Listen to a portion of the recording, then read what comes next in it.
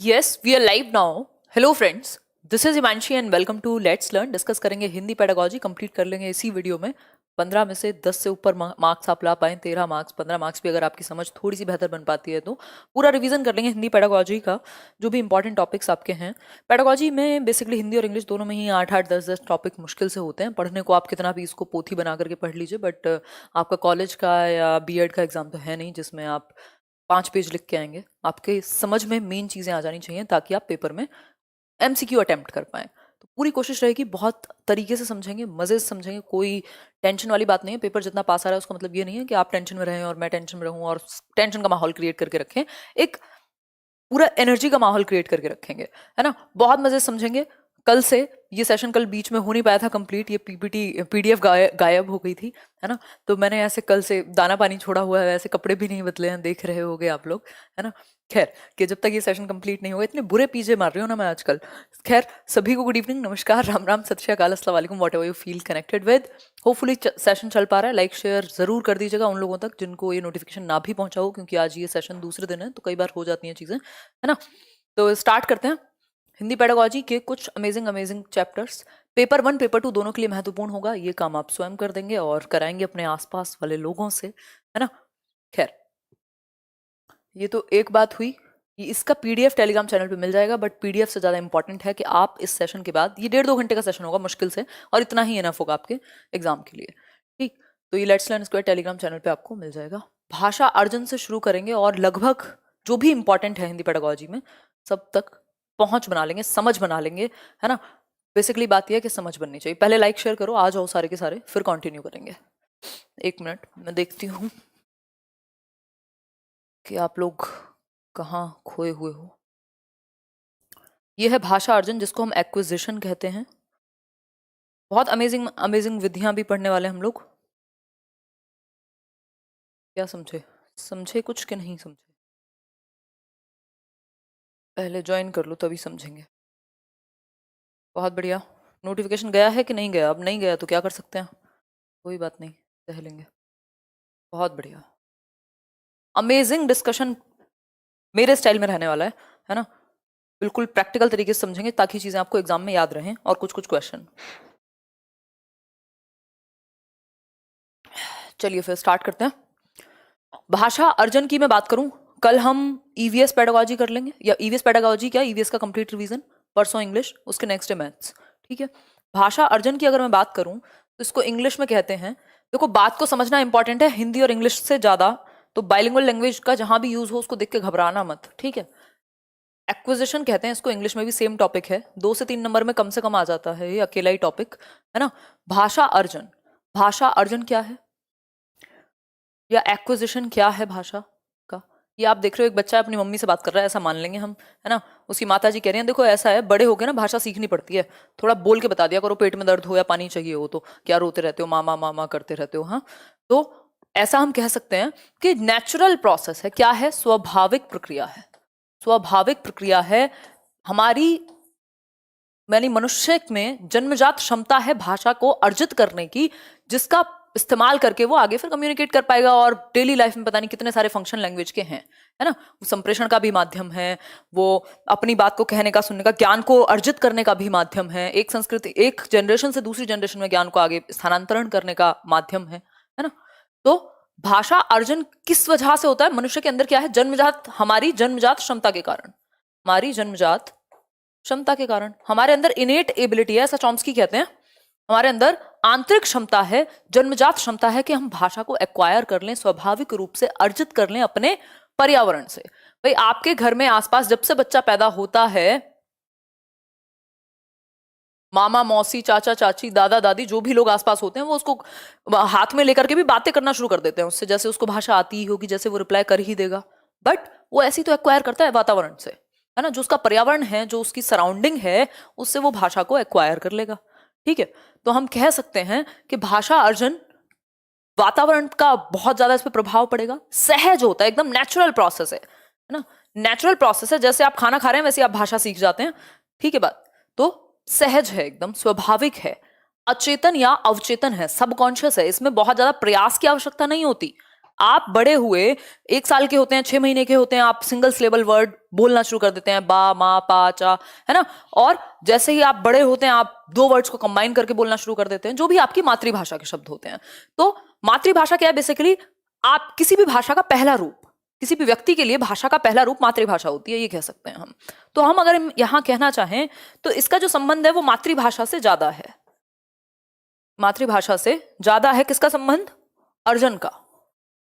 क्योंकि हमारी जो मदर टंग है उसके लिए हमें स्कूल नहीं जाना पड़ता, उसके लिए हमें प्रैक्टिस नहीं करनी पड़ती, उसके लिए हमें कॉपीज उठा करके नोटबुक्स और सुनना, बोलना, पढ़ना, लिखना, ये कौशलों का इस्तेमाल अलग से नहीं करना होता। कोई व्याकरण नहीं पढ़ना होता, कोई हमें किताब लेकर के नहीं पढ़ाता कि बच्चों दूध मांगना सीख लो। वो अपने आप ही पता नहीं कितनी चीजें बोलने लगता है। 2 से 2.5 साल का होते होते तो उसे हर चीज बोलनी है जो उसके मम्मी पापा या आसपास में बोली जा रही है, कार्टून देख के या जैसे भी। तो उसके दिमाग में उसकी आंतरिक क्षमता के कारण स्वाभाविक रूप से वो भाषा को एनवायरमेंट से, वातावरण से क्या कर लेती है? एक्वायर कर लेती है, मतलब दिमाग उसका एक्वायर कर लेता है या अर्जित कर लेता है। भाषा अर्जन एक ऐसी प्रक्रिया है जो बिल्कुल स्वाभाविक है, बिल्कुल नेचुरल है, बहुत ज्यादा एफर्ट की जरूरत नहीं है, अवचेतन या अचेतन भी आप इसे कह सकते हैं। और मातृभाषा का जो एक्विजिशन है, अर्जन है, वो स्वाभाविक है कि हो ही जाना है। ठीक है बात? इतनी बात क्लियर है या नहीं? शेयर कर दो, आज लोगों तक पहुंची नहीं है बात।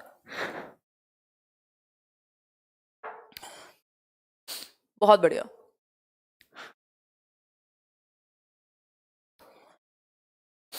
इतनी बात सभी को क्लियर है? कोई दिक्कत नहीं है इस बात को समझने में? बिल्कुल दिमाग में रहेगा, ये नेचुरल प्रोसेस है, बिल्कुल बिल्कुल नेचुरल प्रोसेस है, सहज है, स्वाभाविक है, ऑटोमेटिकली आना ही आना है। अगर आप बच्चों को बॉक्स में बंद कर दें और उससे कोई बात ही ना करे कभी, तो नहीं आएगा। लेकिन भाषा को अर्जित करने में सबसे बड़ा रोल है एनवायरनमेंट का, क्योंकि उस भाषा को आपने देखा है, सुना है, बोला है, हर तरीके से आपके आसपास वो भाषा सम्मिलित थी। चाहे वो लड़ाई में देखा हो, प्यार में देखा हो, है ना, तकरार में देखा हो, अपने आसपास आपने अपनी मातृभाषा को देखा है यूज होते हुए, तो आपने उसको अर्जित कर लिया बिना ज्यादा बहुत एफर्ट के। क्लियर बात है? नेचुरल प्रोसेस कर दिए, बहुत बढ़िया किया आपने शेयर करके। नेक्स्ट एक कॉन्सेप्ट होता है भाषा अधिगम का। भाषा अधिगम यानी लर्निंग। अधिगम का मतलब है इंग्लिश में लर्निंग। इंग्लिश में भी पूछा जाता है, 1 नंबर का क्वेश्चन इस पे बिल्कुल डायरेक्ट, और 2 से 3 नंबर का ये टॉपिक है। अगर मैं बात करूं तो भाषा अधिगम क्या है? लर्निंग। लर्निंग में प्रयास की आवश्यकता पड़ती है, उसमें एफर्ट की आवश्यकता पड़ती है, उसमें मोटिवेशन और कॉन्शियसली आपको मोटिवेटेड रहना पड़ेगा। चेतन रूप से सीखी जाती है, नियम सीखने होते हैं, किताबें पढ़नी होती हैं, कौशल पढ़ने होते हैं, शिक्षकों की जरूरत पड़ती है ना, 70 चीजों की जरूरत है, यानी फॉर्मल सेटिंग की जरूरत है, यानी औपचारिकता पूरी निभाई जाएगी। स्कूल जाएगा बस्ता उठा करके, आज तो टीचर ने सिखाया है मे आई गो टू वॉशरूम या टॉयलेट, तो वो ऐसे बोल के दिखाएगा आपको दूसरी भाषा, जबकि भाषा तो उसको आती थी। तो हम कह सकते हैं भाषा अर्जन जो है, 5 साल का बच्चा आराम से जब तक वो स्कूल जाता है उसको अपनी मातृभाषा अच्छे से बोलनी और अपनी बात को कहना, सुनना, समझना सब आता है। लेकिन अधिगम की हम बात करें तो इसका संबंध दूसरी भाषा से है, दूसरी, तीसरी, चौथी, पांचवी, जो आप कहना चाहें, बेसिकली मदर टंग को अगर छोड़ दें, दूसरी भाषा से इसका संबंध है। चेतन प्रक्रिया है, कॉन्शियसली उसको रूल्स याद रखने हैं, क्या बोलना है, सही वर्ड याद रखना है, प्रोनाउंसिएशन यानी उच्चारण याद रखना है, ये सारी चीजें उसको याद रखनी है। ठीक हो गई बात? ये क्या है? प्रयासपूर्ण, इसमें प्रयासपूर्ण रहना पड़ेगा आपको। औपचारिक माहौल चाहिए, किताबें भी चाहिए, टीचर भी चाहिए, और नियम और कायदे कानून भी चाहिए, है ना। औपचारिकता भरी पड़ी है। जैसे आप देख रहे हैं, ये अभी वो बच्चा, उसकी मम्मी समझा रही थी कि बड़े हो गए और बोलना ठीक लो, बोलना सीख लो ठीक से, क्या ये दूध के लिए रोते रहते हो, बोला करो दूध चाहिए, है ना। लेकिन यहाँ पे क्या है, क्लासरूम में बिठा करके आपको रूल्स सिखाए जाते हैं, है ना, ABCDEFGH सिखाया जाता है। क्या पहले आपने बोलना सीख लिया था, और या फिर पहले अ से अनार सिखाए गए थे? पहले बोलना सीख लिया था भाषा को, तभी तो जाकर के, मतलब बेसिक्स तो आपको आ गए थे ऑटोमेटिकली। लेकिन ये प्रॉपर एक कॉन्शियस प्रक्रिया है, चेतन प्रक्रिया है, प्रयास इसमें करना पड़ता है, औपचारिकता है, व्याकरण, नियम, भाषा कौशल जो चारों होते हैं उन सबका परिपूर्ण इस्तेमाल इसमें होगा। दूसरी भाषा, तीसरी भाषा, या कोई भी जितनी भी X नंबर ऑफ, मतलब N नंबर ऑफ लैंग्वेजेस आप मातृभाषा के बाद सीखते हैं, उनका संबंध लर्निंग से होता है। ये नेचुरल इसको बहुत ज्यादा नहीं कहेंगे, इसको प्रयासरत या एफर्टफुल प्रैक्टिस कहेंगे। इतनी बात क्लियर हुई कि नहीं हुई? बिल्कुल हो गई होगी, नहीं हुई होगी तो दोबारा से सुन लेंगे। ठीक, अब यहीं से एक अंतर निकल के आता है दोनों चीजों के बीच में, कि फिर इन दोनों में अंतर क्या है। 1 नंबर में पूछ भी लिया जाता है, भाषा अर्जन में और भाषा अधिगम में डिफरेंस क्या है? बताइए जरा, क्या डिफरेंस है भाषा अर्जन और अधिगम में? दीजिए जवाब। बहुत बढ़िया, सही एनर्जी के साथ देख रहे हैं आप लोग। लाइक शेयर करो यार, एकदम बढ़िया से समझ में आ रहा है कि नहीं आ रहा है ये बताओ। बाकी सब भी छोड़ो, लाइक शेयर भी छोड़ो, समझ में आ रहा है कि नहीं ये बता दो। भाषा अर्जन, भाषा अर्जन अभी हमने समझा था, ये एक्विजिशन को कहते हैं। अर्जित कर रहे हैं ना आप, आपके आसपास कुछ लकड़ियां पड़ी थी, आपने अर्जित कर ली, है ना। अधिगम क्या है? जब आप एफर्ट मार के उनको सीखेंगे किसी भी चीज को, ठीक। तो ये सबकॉन्शियस या अनकॉन्शियस प्रक्रिया है, अवचेतन है। ये प्रॉपर कॉन्शियस प्रक्रिया है, स्कूल की जरूरत पड़ेगी यहां, स्कूल सिस्टम या फिर टीचर या फिर कोई भी व्यक्ति जो आपको सिखा सके ये भाषा। ये आप सहज रूप से अपने एनवायरमेंट से सीख जाते हैं। स्वाभाविक प्रक्रिया है, यानी नेचुरल प्रोसेस है, नेचुरली बोलना आ ही जाएगा, ठीक। ये नियमबद्ध है, यहाँ व्याकरण की नियमों का ज्ञान आपको होना चाहिए। किसका मतलब क्या है, वाटर का मतलब पानी है, ये सब आपको पता होना चाहिए। व्याकरण, नियम और कॉन्शियसनेस यानी चेतना के साथ आपको याद रखना है। चेतना आपकी बहन, मेरी बहन या तुम्हारी दोस्त नहीं है, चेतना हमारी कॉन्शियसनेस है, जिसके कारण हमारी अवेयरनेस बेहतर रहती है और हम चीजों को समझ पाते हैं। तो यहाँ समझना पड़ेगा, यहाँ नेचुरली चल रही थी, भरना पड़ता था दिमाग में और वो ऑटोमेटिकली ग्रेस्प कर लेता था, आंतरिक क्षमता होने की वजह से, जन्मजात क्षमता होने की वजह से सीखने की, ठीक है बात। अनौपचारिक प्रक्रिया, भाई अर्जन क्या है, एक अनौपचारिक, अनौपचारिक को आप अनऑफिशियल कह लो, नहीं तो इनफॉर्मल कहते हैं, सही तरीके से कहीं से भी सीखी जा सकती है, गली नुक्कड़ कोने कार्टून जहां से पल्ले पड़ जाए आपके। अनौपचारिक प्रक्रिया है, इनफॉर्मल है, कोई स्कूल, कोई किताब, कोई बस्ता, कुछ नहीं चाहिए। औपचारिकता में क्या है, औपचारिकता में आपको एक सिस्टम चाहिए। क्या चाहिए? एक सिस्टम चाहिए, सिस्टम चाहिए जिसमें शिक्षक भी हो सकता है, किताबें भी हो सकती हैं और प्रॉपर आपको 12 खड़ी सिखाई जा सकती है, ABCD और सारी चीजें। मातृभाषा से इसका संबंध है अर्जन का, और दूसरी भाषा से संबंध है आपके अधिगम का। इतनी बात आप याद रखेंगे। एक क्वेश्चन पूछा जाता है कि भाषा अर्जन और भाषा अधिगम के बीच में मुख्य अंतर क्या है? पाठ्य पुस्तक का, वातावरण का, नियमों का या चेतना का? बताइए फटाफट से, जल्दी आंसर कीजिए। भाषा अधिगम व अर्जन के बीच मुख्य अंतर क्या है, यह बताने का कष्ट थोड़ा सा आप जरूर करेंगे। जल्दी बताओ, जल्दी, मजाक की बात नहीं है, जल्दी बताओ, जल्दी फटाफट से बताओ, आंसर करो बहुत तेजी से, जल्दी आंसर करो। एनवायरमेंट का, एग्जैक्टली, रूल्स का नहीं। कोई कह रहा है रूल्स का, फ्री के नंबर दे आओगे पेपर में बेकार में, है ना। मुख्य अंतर है वातावरण का। यदि बिल्कुल घरेलू वातावरण या परिचित माहौल मिल जाता तो वो एक्वायर ही कर लेता, है ना। भाई आप इंग्लिश बिल्कुल एक्वायर करके, आज जैसे मैं और आप हिंदी में बात करते हैं वैसे इंग्लिश में भी कर सकते थे। जो लोग नहीं कर पाते उनके लिए कह रही हूं। उसका रीजन क्या है? वातावरण नहीं मिला, है ना। तो मुख्य अंतर का आधार वातावरण है। और आपको इस बात का ध्यान भाषा अधिगम में, लैंग्वेज लर्निंग में भी रखना है कि समृद्ध वातावरण मिले, समृद्ध माहौल मिले भाषा को एक्वायर करने का, सीखने का माहौल अच्छा हो, जहां मौका मिले, अपॉर्चुनिटी मिले, अवसर मिले बच्चे को यूज करने के। देखो यूज बहुत बड़ा शब्द है, यूज का मतलब है इस्तेमाल करने के मौके होने चाहिए, अवसर होने चाहिए बच्चे को भाषा के। इतनी बात क्लियर हो गई। ऐसा नहीं है कि स्कूल में तो इंग्लिश सिखा दी गई और घर पे आके अगर वो एक शब्द बोले तो उसको अंग्रेज कहा जाए कि बहुत अंग्रेज बन रहे हो। ऐसा नहीं होना चाहिए। अधिगम के लिए भी माहौल इंपॉर्टेंट है। दोनों के बीच में जो मेन अंतर है वो है अधिगम का। यहाँ पाठ्य पुस्तक की जरूरत पड़ सकती है, व्याकरण की जरूरत पड़ सकती है, टीचर की जरूरत पड़ सकती है अधिगम में। यहाँ किसी टीचर, किसी व्याकरण, किसी नियम कायदे कानून की जरूरत नहीं है। आप अपनी क्षेत्रीय या मातृभाषा, क्षेत्रीय भाषा जिसको हम वर्नाकुलर लैंग्वेज या फिर नेटिव, जो भी आपकी मेन भाषा होती है, मातृभाषा जो भी आपके घर में बोली जाती है, उसको हम मातृभाषा या अर्जित ही करेंगे हमेशा। जो आपकी फर्स्ट लैंग्वेज है आप उसको अर्जित करेंगे, ये बात याद रखिएगा। फर्स्ट लैंग्वेज जो पहली भाषा है, चाहे आपके घर में तेलुगु बोली जाती थी तो आपने तेलुगु एक्वायर कर ली, अधिगम हो गया, है ना। अगर आपके घर में हिंदी बोली जाती थी तो हिंदी कर ली, आपके घर में हरियाणवी बोली जाती थी हरियाणवी कर ली, पंजाबी बोली जाती थी पंजाबी कर ली, है ना। आगे बढ़ेंगे। अब एक क्वेश्चन जिसमें लोग कंफ्यूज होते ही रहते हैं, लक्ष्य भाषा एक टर्म है, लक्ष्य भाषा, जिसको क्या कहते हैं इंग्लिश में? Target language. ये याद रखोगे तो फायदा रहेगा, इंग्लिश में भी सेम पूछा जाता है, टारगेट लैंग्वेज। और दूसरी है आपकी मातृभाषा, जो कि आसान है, मदर टंग को हम मातृभाषा कह देते हैं। अभी मैंने डिस्कस किया भाषा का पहला रूप, पहला जो रूप है भाषा का वो मातृभाषा के रूप में ही हमारे सामने आती है। भाई जो भी हमारे आसपास घर में सर्वप्रथम हमारे आसपास बोली जाती है वो मातृभाषा है हमारी, जो हमारी घर की बोली या हमारी माता इस्तेमाल करती है, जो भी हमारे घर में इस्तेमाल होती है, ठीक है। तो भाषा का पहला रूप है, इसको आप हमेशा अर्जित करते हैं। ठीक। लेकिन टारगेट लैंग्वेज की बात करूं तो टारगेट लैंग्वेज यदि आप इंग्लिश सब्जेक्ट पढ़ा रहे हैं तो इंग्लिश हो जाएगी टारगेट लैंग्वेज। अगर हिंदी की बात हो रही है, हिंदी को आप सिखाना चाहते हैं तो लक्ष्य भाषा हिंदी हो गई, टारगेट लैंग्वेज हिंदी हो गई। ठीक है बात। अगर मैं बात करूं तो यहां लक्ष्य भाषा ध्यान में रखिएगा, लक्ष्य भाषा क्या है जिसको आप सिखाना चाहते हैं। मान लीजिए आप किसी अंग्रेजी देश में पढ़ा रहे हैं, अमेरिका में हिंदी पढ़ा रहे हैं, आप हिंदी के टीचर हैं, बच्चों को नहीं आती हिंदी, क्या बन गई हिंदी, लक्ष्य भाषा बन गई। आपका लक्ष्य है कि उनको हिंदी सिखाएं। हमारे यहाँ पे सेकेंड लैंग्वेज या टारगेट लैंग्वेज इंग्लिश हो जाती है, या कोई भी भाषा, मान लीजिए आप जर्मनी सीख रहे हैं तो वो जर्मन लैंग्वेज जो है, सॉरी, जर्मन लैंग्वेज आपकी टारगेट लैंग्वेज हो गई। ठीक। या मंडारिन सीख रहे हैं, वैसे क्या ही करेंगे चाइना की भाषा सीख के, बट ठीक है, भाषा तो भाषा है। चलिए, ईवीएस पेडागोजी, कल ईवीएस कंप्लीट रिवीजन करेंगे, ये आप याद रखिएगा। अच्छा, एक क्वेश्चन है, छोटा सा ही क्वेश्चन है वैसे तो।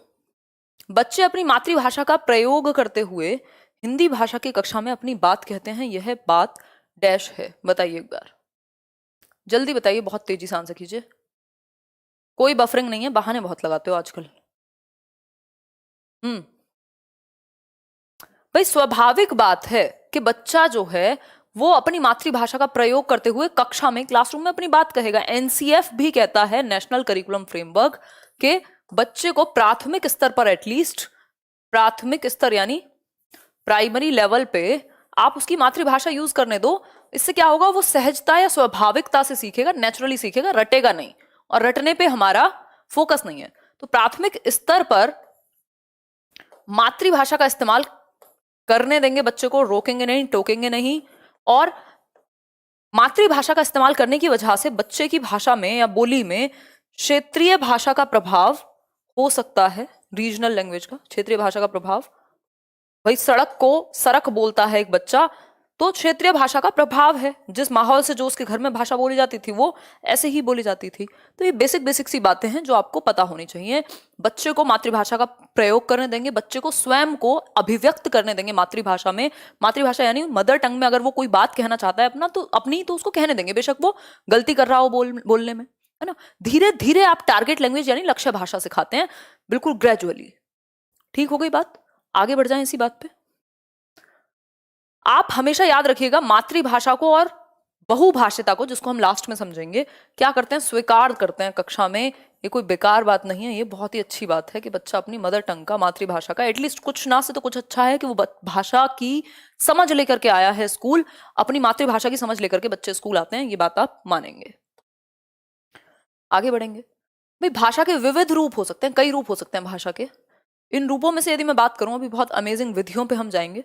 ये बेसिक्स हैं जो आपको पता ही होने चाहिए, रटी रटाई बातें नहीं चल रही हैं। ऐसा नहीं है कि मैं आपको यहाँ पे पूरा 100 पेज के नोट्स दे दूं। हालांकि आज मैंने कोशिश की है कि आपको कुछ लाइंस में चीजें दे दूं रिवीजन के लिए। भाषा के विविध रूप, भाषा के विविध रूप यानी कई सारे आयाम या कई सारे पक्ष हो सकते हैं, कई सारे प्रकार हो सकते हैं जिस परिप्रेक्ष्य में भाषा देखी जाती है। पहला है मातृभाषा, जो मैं आपको बता चुकी हूं। भाषा का पहला रूप है जो कि एक स्वाभाविक रूप है, जो भी आपके आसपास शुरुआत में सबसे पहले भाषा बोली जाती थी, आपके घर की भाषा, उसको हम मातृभाषा कह सकते हैं। ठीक हो गई बात। जैसे मेरे लिए हिंदी हो सकती है, किसी के लिए मलयालम, गुजराती, मराठी या कोई भी और एक भाषा हो सकती है, बंगाली। ठीक। राष्ट्रभाषा की अगर हम बात करें, राष्ट्रभाषा क्या है बताइए फटाफट से। नेशनल लैंग्वेज कहते हैं ना इसको। राष्ट्रभाषा क्या है, ये हिंदी इंग्लिश दोनों के लिए एप्लीकेबल है। ये बातें जो चल रही है ना, ये बिल्कुल नॉर्मल बातें हैं। जल्दी आंसर करो बहुत तेजी के साथ शेयर करने के बाद। राष्ट्रीय भाषा क्या है?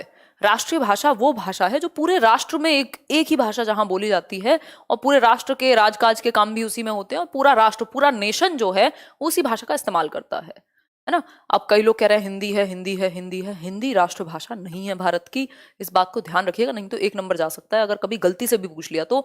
और अगर कहीं इंटरव्यू वगैरह में फंस गए केवीएस वगैरह के, तो वहां से बेइज्जती करा के आओगे, है ना। नेशनल लैंग्वेज नहीं है, राष्ट्रभाषा नहीं है हिंदी। इवन भारत की कोई भी नेशनल लैंग्वेज नहीं है, राष्ट्रभाषा का दर्जा भारत में किसी भी भाषा को नहीं मिला हुआ, है ना। क्यों है ऐसा? क्योंकि भारत एक बहुभाषी राज्य है, बहुभाषी देश है, जहां बहुत सारी भाषाएं बोली जाती हैं, तो किसी भी एक भाषा को राष्ट्रभाषा का दर्जा नहीं दे सकते। ऐसी कुछ कुछ चीजें हुई थी आजादी के समय पे, बट अभी हम इतना याद रखेंगे कि राष्ट्रभाषा कोई नहीं है, भारत में कोई राष्ट्रभाषा नहीं है।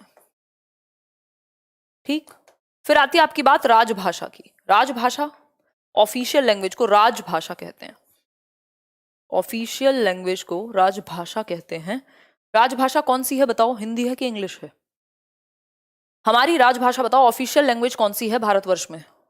फटाफट से बताओ। देवनागरी में लिखी जाने वाली हिंदी आपकी, ठीक। तो हिंदी को राजभाषा का दर्जा दिया गया था। कब दिया गया था? 1963 में, 1963 के ओला के अंदर। ये ओला आपकी कैब नहीं है, ये ओला है ऑफिशियल लैंग्वेज एक्ट, यानी राजभाषा कानून करके इसका कुछ नाम होगा, अधिनियम है ना, राजभाषा अधिनियम कह सकते हैं।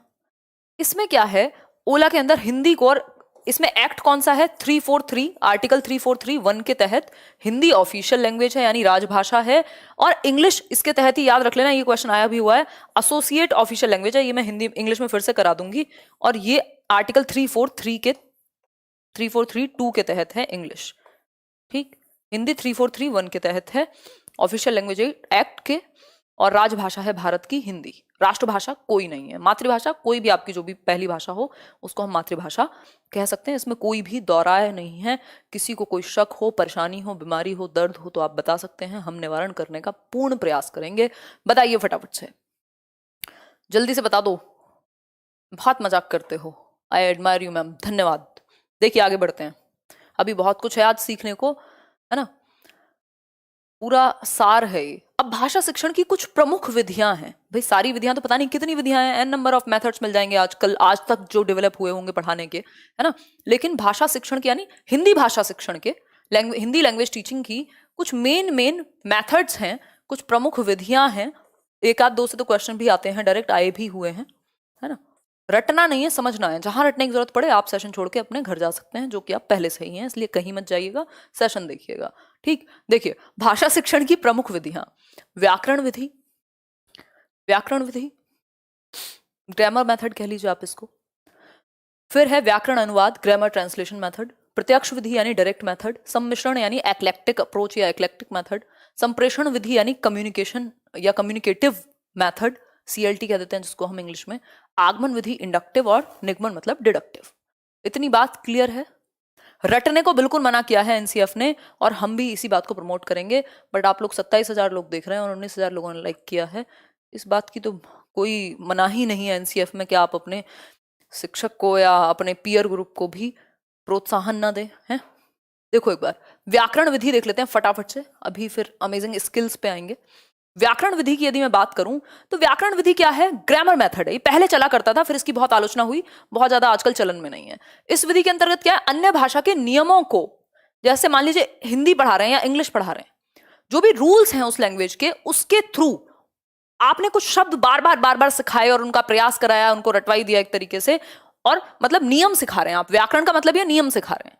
तो इसके बाद शब्द जोड़ करके कुछ शब्दों का मतलब बताया और उनको जोड़ करके व्याकरणिक नियमों के आधार पे, जैसे होता नहीं है ग्रामर सीख लेते हैं कई लोग, उनको सारे नियम पता होते हैं, यूज करने में आंसू आ जाते हैं लैंग्वेज को, तो अभ्यास कराया जाता है नियमों का, खाली नियमों का, शब्दों का जोड़ करके वर्ड्स को अभ्यास।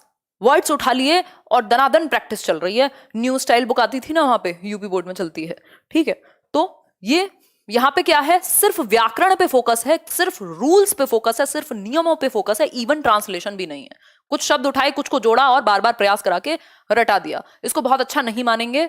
फिर है व्याकरण अनुवाद विधि, ये बहुत फेमस मेथड है, इस पे कई बार क्वेश्चन आ जाता है। इसको ग्रामर ट्रांसलेशन कहते हैं, इसको ग्रामर ट्रांसलेशन कहते हैं, ठीक है बात, ठीक हुई बात या नहीं हुई?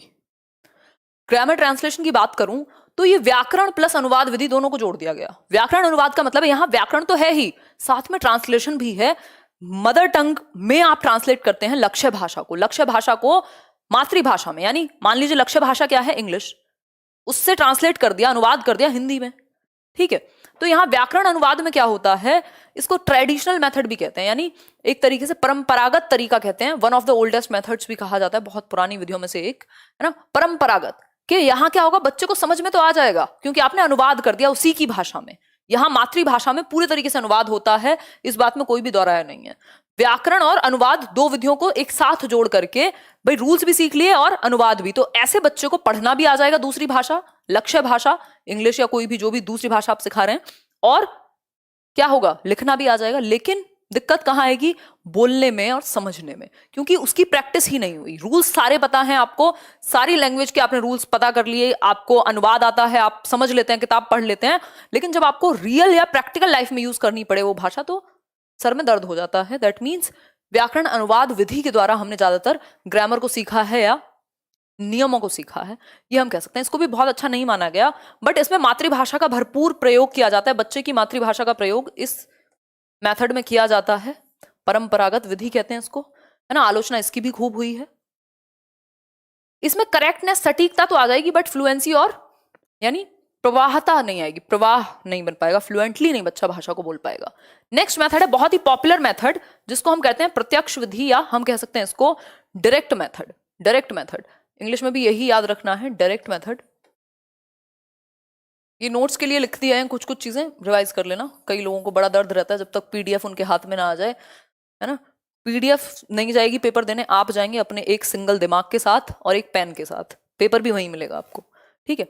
डायरेक्ट मेथड यानी प्रत्यक्ष विधि। प्रत्यक्ष का मतलब ये डायरेक्ट उसी भाषा से सिखाओ वो भाषा जो वो भाषा है, मतलब कोई भी अनुवाद नहीं होगा।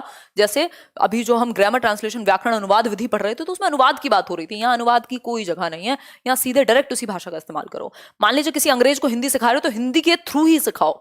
अगर इंग्लिश सीख रहे हो आप तो इंग्लिश का इस्तेमाल करके ही इंग्लिश सीखोगे, कोई मदर टंग में ट्रांसलेशन नहीं है, यानी मातृभाषा में अनुवाद नहीं होगा किसी भी स्थिति में, ठीक। तो व्याकरण अनुवाद विधि की अनेक सीमाओं के कारण, ये भी आप याद रख सकते हैं, जो ग्रामर ट्रांसलेशन की लिमिटेशन है, व्याकरण अनुवाद विधि जो इससे पहले पढ़ी थी उसकी जो लिमिटेशंस हैं, उनके कारण इस मेथड का जन्म हुआ। बहुत सारे लोगों ने ये माना कि बच्चों को आप नेचुरली प्रैक्टिस कराओ ना सारी स्किल्स की, जिसमें उसको बोलने का भी मौका मिले, सुनने का भी मौका मिले, देखने का भी मौका मिले, पढ़ने का भी मौका मिले। तो डायरेक्ट ये किसकी सीमाओं के कारण डेवलप हुआ है, किसके अगेंस्ट डेवलप हुआ, जीटी मेथड यानी ग्रामर ट्रांसलेशन व्याकरण अनुवाद। इसे मौखिक वार्तालाप विधि भी कहा जाता है, इसको ओरल कन्वर्सेशन या ओरल लैंग्वेज मेथड कह सकते हैं आप, क्योंकि इसमें मौखिक भाषा का बहुत प्रयोग है। जैसे इंग्लिश मीडियम स्कूल्स होते हैं, वहां क्या है भाई, अगर आप हिंदी में बोलते हैं तो फाइन लगेगा। दैट मीन्स डायरेक्ट आपको प्रत्यक्ष विधि के द्वारा ही सिखाया जा रहा है, मौखिक वार्तालाप उसी भाषा में करना है जिस भाषा का वहां प्रयोग किया जाना है। इस विधि में शिक्षार्थी की मातृभाषा मध्यस्थता के बिना, देखो जो बिल्कुल प्योर हिंदी समझते हैं उनके लिए ये लाइन डाली हुई है, हालांकि ये बात मैं बता चुकी हूं। मतलब ये जो मेथड है इसमें बच्चे की जो मदर टंग है उसका यूज किए बिना, उसका सहारा लिए बिना ग्रामर ट्रांसलेशन की तरह कोई भी दूसरी भाषा सिखाई जाती है। डायरेक्ट उसी के सेंटेंसेस को बार बार प्रैक्टिस कराया जाता है, बार बार यूज कराया जाता है और उसी को बच्चे समझने लगते हैं। धीरे धीरे वो कम्युनिकेशन में उनके आ जाएगा। इसके लिए टीचर बहुत ज्यादा स्किल्ड चाहिए, तो भारत में खैर बहुत ज्यादा सक्सेसफुल नहीं हो पाई, बट हम इसके थ्रू सिखा सकते हैं। प्रत्यक्ष मेथड, प्रत्यक्ष विधि यानी डायरेक्ट मेथड, इसमें मातृभाषा का प्रयोग वर्जित है। याद रखना, मातृभाषा का प्रयोग नहीं हो सकता, मातृभाषा नॉट अलाउड, ठीक। मातृभाषा का प्रयोग ग्रामर ट्रांसलेशन अनुवाद विधि में, ठीक है। लाल पीले इमोजी मत भेजो, चुपचाप बैठ के पढ़ लो। अच्छा ये बता रहे हो कि लाइक कम है, अच्छा अच्छा भेज दो, डंडे भी भेजो दो चार जो लोग नहीं कर रहे हैं। देखो फोर्थ है सम्मिश्रण विधि। सम्मिश्रण का मतलब होता है एक्लेक्टिक मेथड।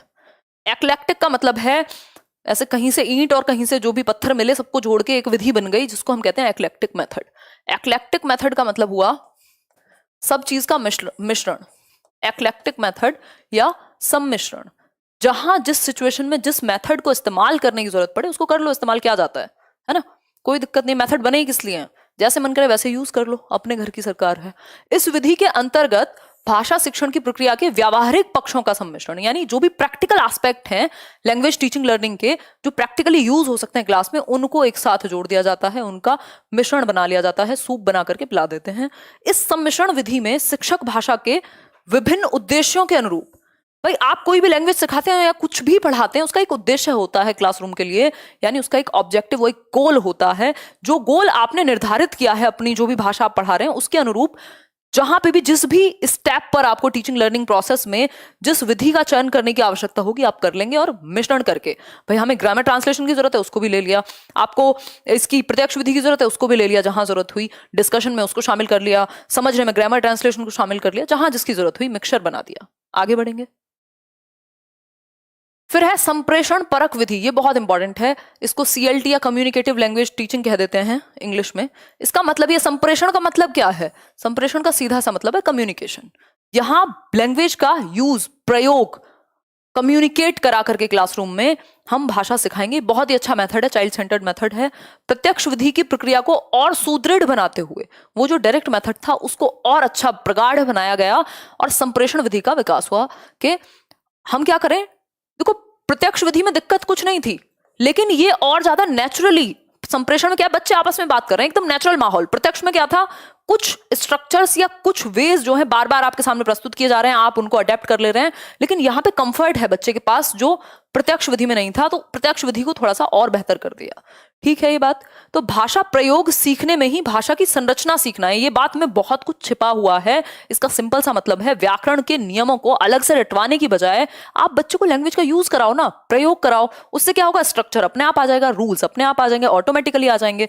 अभी एक फ्रेंड का सिलेक्शन हुआ था इसमें MEA में CGL के थ्रू, तो आई आस्क्ड हिम समथिंग, तो उसके कुछ पता नहीं 196 नंबर थे 200 में से या कुछ ऐसे ही थे। तो मैंने उसको पूछा क्या किया था उसने, कह रहा कुछ नहीं किया, बचपन से ही आदत थी और लैंग्वेज की अच्छी थी लैंग्वेज, और किताबें पढ़ी हैं बस, और CBSE में बहुत ज्यादा ग्रामर होती भी नहीं है अलग से, फिर भी नंबर आ गए इतने सारे। इसका मतलब क्या हुआ, लैंग्वेज यूज के थ्रू, चाहे वो पढ़ा हो, प्रयोग किया हो, हर तरफ लैंग्वेज थी, स्ट्रक्चर अपने आप आ गया, स्ट्रक्चर अपने आप आ गया, रूल्स अपने आप आ गए, क्योंकि आपने लैंग्वेज को जब यूज करना सीख लिया। आप देखेंगे हिंदी में कई लोग पढ़ के भी नहीं जाते होंगे, तब भी ज्यादा नंबर ले आते होंगे इंग्लिश से। इसका मतलब क्या हुआ, हमने प्रयोग से सीखी है हिंदी, हमने प्रयोग से यूज करके सीखी है हिंदी, हवा में नहीं सीखी रट के। ठीक, तो यूज करके लैंग्वेज का कम्युनिकेशन में यूज करके तब सीख पाए हम।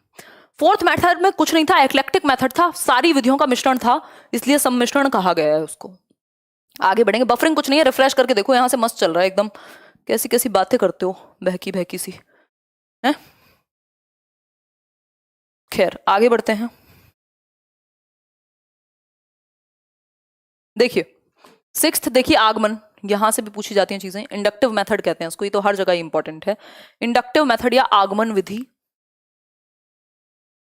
इसके बाद हम बहुत ही इंपॉर्टेंट टॉपिक करने वाले हैं, लैंग्वेज स्किल्स, जहां से 3 नंबर आपके पक्के हो जाएंगे। इंडक्टिव यानी आगमन विधि। क्या है आगमन विधि, इसलिए मैंने मेथड्स को शुरुआत में लिया ताकि आप मुश्किल चीज शुरुआत में खत्म कर लें, फिर बाद में आराम से समझते रहें, है ना। आगमन विधि की यदि हम बात करें तो आगमन विधि क्या है, इंडक्टिव मेथड, जिसमें हम बच्चे को पहले उदाहरण प्रस्तुत करते हैं उसके सामने, है ना, और उस उदाहरण से नियम की ओर लेकर के जाते हैं, या हम कह सकते हैं उदाहरण से परिभाषा की ओर लेकर के जाते हैं, ज्ञात से अज्ञात की ओर लेके जाते हैं, नोन टू अननोन लेके जाते हैं, विशिष्ट से सामान्य यानी स्पेसिफिक टू जनरल ले जाते हैं, एग्जाम्पल टू रूल ले जाते हैं। कैसे होता है ये देख लेते हैं एक बार। ज्ञात से अज्ञात कह सकते हैं हम इसमें, नोन टू अननोन, ज्ञात से अज्ञात की तरफ जाएंगे आप इसमें। ठीक, ज्ञात से अज्ञात की ओर जाएंगे, जाएंगे कि नहीं जाएंगे, जल्दी बताओ फटाफट से। फॉर एग्जाम्पल, आप संज्ञा पढ़ा रहे हैं बच्चों को, संज्ञा तो पता है ना सबको, नाउन। इसकी परिभाषा क्या होती है बताना जरा। सिंपल है, बचपन से आधे लोगों को तो रटा ही दी गई होगी, है ना। क्या, किसी वस्तु, स्थान या व्यक्ति के नाम को संज्ञा कहते हैं। मतलब अगर पहले परिभाषा बताई तो फिर तो ये मेथड नहीं हुआ, वो तो डिडक्टिव मेथड हुआ। आगमन विधि में क्या करते हैं, बच्चों को कहा अच्छा सुनो, खड़े हो, एक एक करके बोर्ड पे उनसे पूछा अपनी फेवरेट डिश का नाम बताओ, जगह का नाम बताओ, उसने कहा आगरा, है ना। उसने कहा फेवरेट मॉन्यूमेंट, उसने बच्चे ने कहा ताजमहल। उसने कहा फेवरेट एक्टर, उसने मीन्स टीचर ने पूछा फेवरेट एक्टर, उसने लिख दिया जो भी मन किया होगा उसका, है ना। और कोई भी एक चीज हो सकती है, फेवरेट खाने की कोई चीज, तो उसने कह दिया चॉकलेट या कैडबरी कह दिया मान लो, ठीक, डेयरी मिल्क, है ना। तो टीचर कहेगा ये जितने भी नाम है ना, ये जितने भी नाम है, जो उदाहरण तुमसे लिए हैं, ये सब संज्ञा के उदाहरण हैं। मतलब ये जितने भी नाम हैं, यानी किसी जगह का नाम, किसी व्यक्ति का नाम, किसी वस्तु का नाम, किसी स्थान का नाम, ये सब क्या है, संज्ञा कहलाते हैं। मतलब पहले उदाहरण दिया, उदाहरण से इकट्ठा किया जो भी एग्जाम्पल्स थे, सैंपल्स थे, उसके बाद आपको नियम बताया। दैट मीन्स हम कह सकते हैं अंशु के उदाहरण से नियम का सिंपल मतलब है एग्जाम्पल टू रूल लेके गए, शुरुआत में ही रूल नहीं रटवा दिया बल्कि एग्जाम्पल प्रस्तुत किए, उससे रूल की तरफ लेकर के गए। एग्जाम्पल हमेशा याद रखिएगा विशिष्ट होता है, लड़की कोई भी हो सकती है, हिमांशी क्या है, स्पेसिफिक है, विशिष्ट है, तो एग्जाम्पल हमेशा विशिष्ट होगा, लेकिन जो नियम है वो सभी के लिए सामान्य है। संज्ञा की परिभाषा सभी के लिए सामान्य है, लेकिन संज्ञा के जो एग्जाम्पल होंगे वो अपने आप में स्पेसिफिक हैं, विशिष्ट हैं। तो जो बच्चा जानता था, बच्चा आगरा जानता था, उससे आपने बताया उसको कि आगरा संज्ञा के अंदर आता है, ये संज्ञा होती है, ऐसे ऐसे बात है, मतलब ज्ञात से अज्ञात की ओर आप लेकर के गए। ठीक है बात? इतनी बात समझ में आई या नहीं आई ये बता दो, फटाफट से बताओ, आई समझ में कि नहीं आई? अगर एनर्जी कम हुई ना देखना, फिर बहुत लाइट क्लास है, इसमें मैंने टेंशन आपके लिए डाली नहीं है। कम से कम एफर्ट में ज्यादा से ज्यादा नंबर अगर इस टाइम पे लाए जा सकते हैं वही कोशिश की गई है, क्योंकि जिसका सीडीपी मजबूत है वो इसको कवर कर लेगा अगर थोड़ा सा एफर्ट डाले, समझे, बस समझना है इसको, रटना नहीं है, कुछ भी इसमें रटने जैसा नहीं है। अगर आप पेपर में क्वेश्चंस में इनको अप्लाई कर पाए तब तो फायदा है। ठीक है श्वेता वर्मा? निगमन विधि सिंपल है, डिडक्टिव मेथड, इसका जस्ट उल्टा है कि पहले परिभाषा बताई जाएगी, पहले रूल बताया जाएगा, पहले नियम बताया जाएगा, फिर हम उदाहरण पेश करेंगे। पहले आपने संज्ञा की क्या बता दी, परिभाषा बता दी, किसी वस्तु स्थान या व्यक्ति के नाम को संज्ञा कहते हैं, उसके बाद उदाहरण बताए। ये क्या है? डिडक्टिव मेथड है, निगमन विधि है, परिभाषा। सामान्य से विशिष्ट की ओर, सामान्य से विशिष्ट की ओर मतलब रूल हमेशा जनरल होगा, पूरी दुनिया के लिए सामान्य होगा, उसके जो उदाहरण होंगे वो स्पेसिफिक होंगे, वो विशिष्ट होंगे। ठीक है बात? तो हम कह सकते हैं परिभाषा से उदाहरण की ओर, नियम से उदाहरण की ओर, है ना? क्लियर हो गई बात? होपफुली सबको क्लियर है। आगे बढ़ जाते हैं इसी बात पे। अब हम करेंगे जीन पियाजे की बातें। जीन पियाजे की बातें करने से पहले हम लैंग्वेज स्किल्स कर लेते हैं, है ना? लैंग्वेज स्किल्स कर लेते हैं, थोड़ा सा इंपॉर्टेंट टॉपिक है, ये भी इंपॉर्टेंट है, एक नंबर में पूछता है पियाजे और वाइगोस्की के बारे में, इनकी भाषा और विचार के बारे में इन्होंने क्या कहा है ना? पहले लैंग्वेज स्किल समझ लेते हैं क्योंकि वहां से भी क्वेश्चन निश्चित है और बड़ा आसान सा टॉपिक है। चलो इन्हीं को पढ़ेंगे, इन्हीं को पढ़ेंगे, एक तरफ से चलेंगे, फिर बाद में आगे पीछे नहीं करना पड़ेगा। देखो जीन पियाजे की यदि हम बात करें तो जीन पियाजे की थ्योरी सबने पढ़ी है चाइल्ड डेवलपमेंट एंड पेडागोजी में। जीन पियाजे की थ्योरी लगभग सबने पढ़ी है बाल विकास में। जीन पियाजे का भाषा के बारे में क्या विचार है? कोई खास विचार है नहीं, उन्होंने भाषा को संज्ञानात्मक विकास यानी आपके कॉग्निटिव डेवलपमेंट के लिए बहुत महत्वपूर्ण नहीं माना, इसलिए ईगोसेंट्रिक स्पीच, जिसको हम अहम केंद्रित वाक कहते हैं, इसको उन्होंने महत्व नहीं दिया, उन्होंने इसको बहुत अच्छा नहीं माना संज्ञानात्मक विकास के लिए। It is not so important, ये हम कह सकते हैं। अहम केंद्रित वाक का मतलब क्या है? बच्चा खुद से ही बोल बोल के बातें करता है 2 वर्ष से 6 वर्ष की उम्र में, है ना? प्री ऑपरेशनल या पूर्व संक्रियात्मक या अर्ली चाइल्डहुड पीरियड में वो खुद से ही बोल बोल के बातें करता है। मैं ना कल वहां गया था, खुद से बातें करने में लगा हुआ है, उसको लगता है पूरी दुनिया का सेंटर मैं ही हूं, जैसा मुझे फील होता है वैसा सबको फील होता है, जो मुझे पसंद है वो सबको पसंद है। तो पियाजे ने संज्ञानात्मक विकास में यानी कॉग्निटिव डेवलपमेंट में भाषा को बहुत ज्यादा महत्व ना देते हुए ये कहा कि ये बहुत काम का नहीं है, जो ईगोसेंट्रिक स्पीच है, तो भाषा को बहुत ज्यादा महत्व उन्होंने नहीं दिया है, बट नॉट सो इम्पॉर्टेंट। ये बात आप याद रखेंगे, है ना? अगर पियाजे के बारे में पूछे तो आप कहेंगे कि पियाजे ने कहा है कि अहम केंद्रित वाक नॉट सो इम्पॉर्टेंट। ठीक हो गई बात? आगे बढ़ेंगे। अब भाषा एवं विचार के बारे में पियाजे के क्या ख्याल हैं? पियाजे के ख्याल बहुत ही नेक हैं। भाषा एवं विचार, पियाजे ने कहा पहले आएगा विचार यानी थॉट।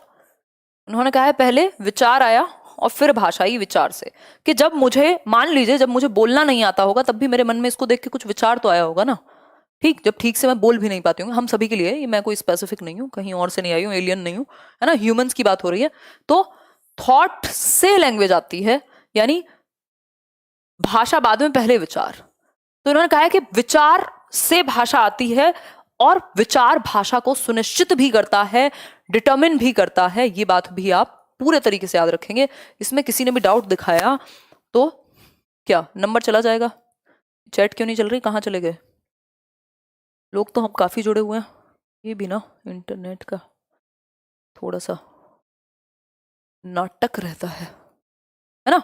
तो भाषा, विचार से भाषा आती है, विचार से भाषा आती है, और भाषा, जो विचार है वो भाषा को सुनिश्चित भी करता है। विचार भाषा को आ गई चैट वापस आ गई। विचार भाषा को सुनिश्चित भी करता है और पहले भी आता है भाषा से। ये बात आप याद रखेंगे, इसमें कोई भी दोहराया नहीं होना चाहिए। ठीक, सिंपल बात। प्याजे कह रहे हैं, ऐसा मैं नहीं कह रही हूं, है ना, प्याजे ने कहा है। आगे बढ़ेंगे, लेव वाइगोस्की की बात करते हैं। ये बहुत इंपॉर्टेंट बताते हैं लैंग्वेज को। ये कहते हैं लैंग्वेज जो है, भाषा जो है, वो मानव का सर्वश्रेष्ठ टूल है, यानी यंत्र है एक, जिसके द्वारा हम ज्ञान का निर्माण कर सकते हैं, बहुत सारी चीजें समझ और समझा सकते हैं। ये बात समझ पा रहे हो कि नहीं? नहीं भी समझ पा रहे हो तो भी समझ लो, है ना। आई एम आर्मी पर्सन कोई कह रहा है, बहुत बढ़िया जी, जय हिंद।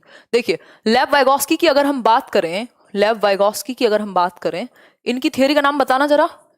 आधे क्वेश्चन तो इनकी थियोरी के नाम से सॉल्व हो जाते हैं। नाम क्या है? सामाजिक सांस्कृतिक सिद्धांत, यानी सोशियो कल्चरल अप्रोच।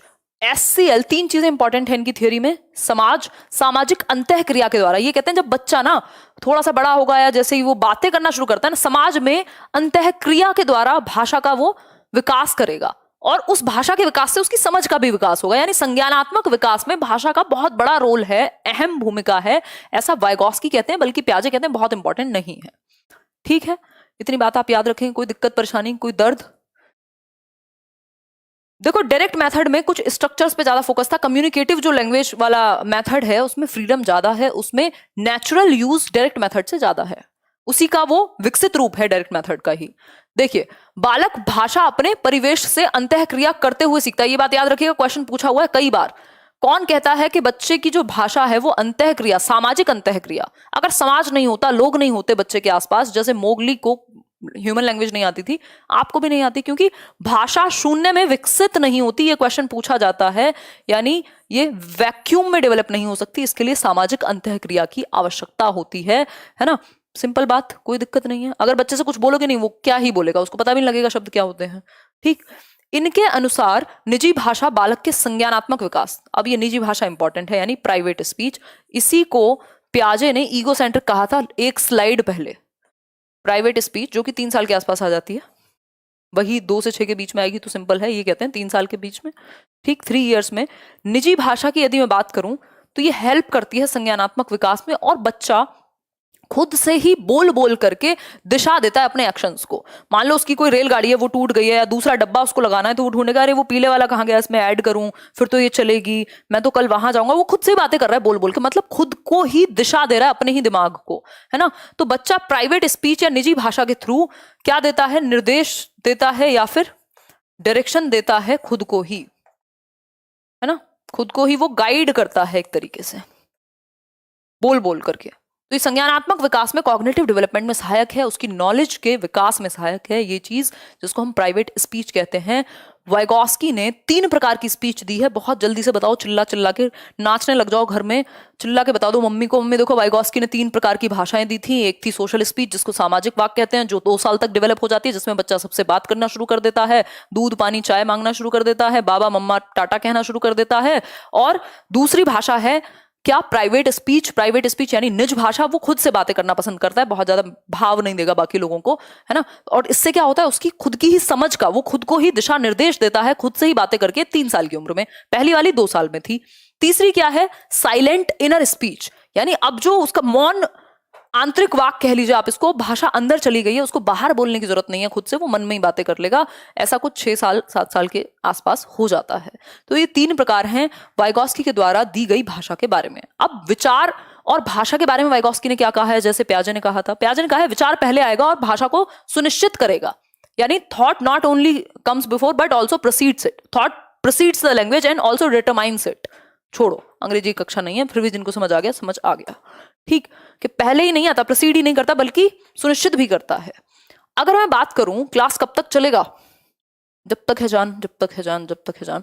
खैर ये तो हुई मजाक की बात, अभी तो 1 घंटा तक लग ही जाएगा, है ना, कोई दिक्कत वाली बात नहीं है। अगर पूरा हम ऑलमोस्ट सिलेबस या जो भी इंपॉर्टेंट है वो कवर कर ले रहे हैं और आपको याद रहेगी ये क्लास, ये वो वाली क्लास नहीं है जिसमें रटने वाली बातें होती हो। ठीक है, चलो आओ एक बार। लेव वाइगोस्की की यदि हम बात करें तो इन्होंने भाषा और विचार के बारे में अगर मैं बात करूं, यानी लैंग्वेज और थॉट के बारे में, इन्होंने कहा है शुरुआती सालों में ये पैरेलल होते हैं, यानी इंडिपेंडेंट होते हैं, एक दूसरे से स्वतंत्र होते हैं, पैरेलली चलते हैं, एक टाइम के बाद जाकर के मर्ज हो जाते हैं, 3 साल 5 साल के आसपास। ठीक है, कोई दिक्कत बात, कोई परेशानी, कोई दर्द, कोई दुख हो तो बता दो।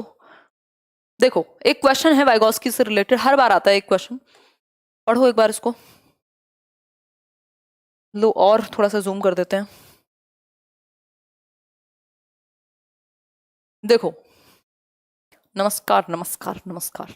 देखो क्वेश्चन पढ़ो। जिगसॉ पहेली को करते समय 5 वर्ष की नजमा स्वयं से कहती है नीला टुकड़ा कहाँ है, नहीं यह वाला नहीं वो वाला जो मुझे ये जूते को पूरा करने में मदद करेगा। बताइए फटाफट से, जल्दी बताओ।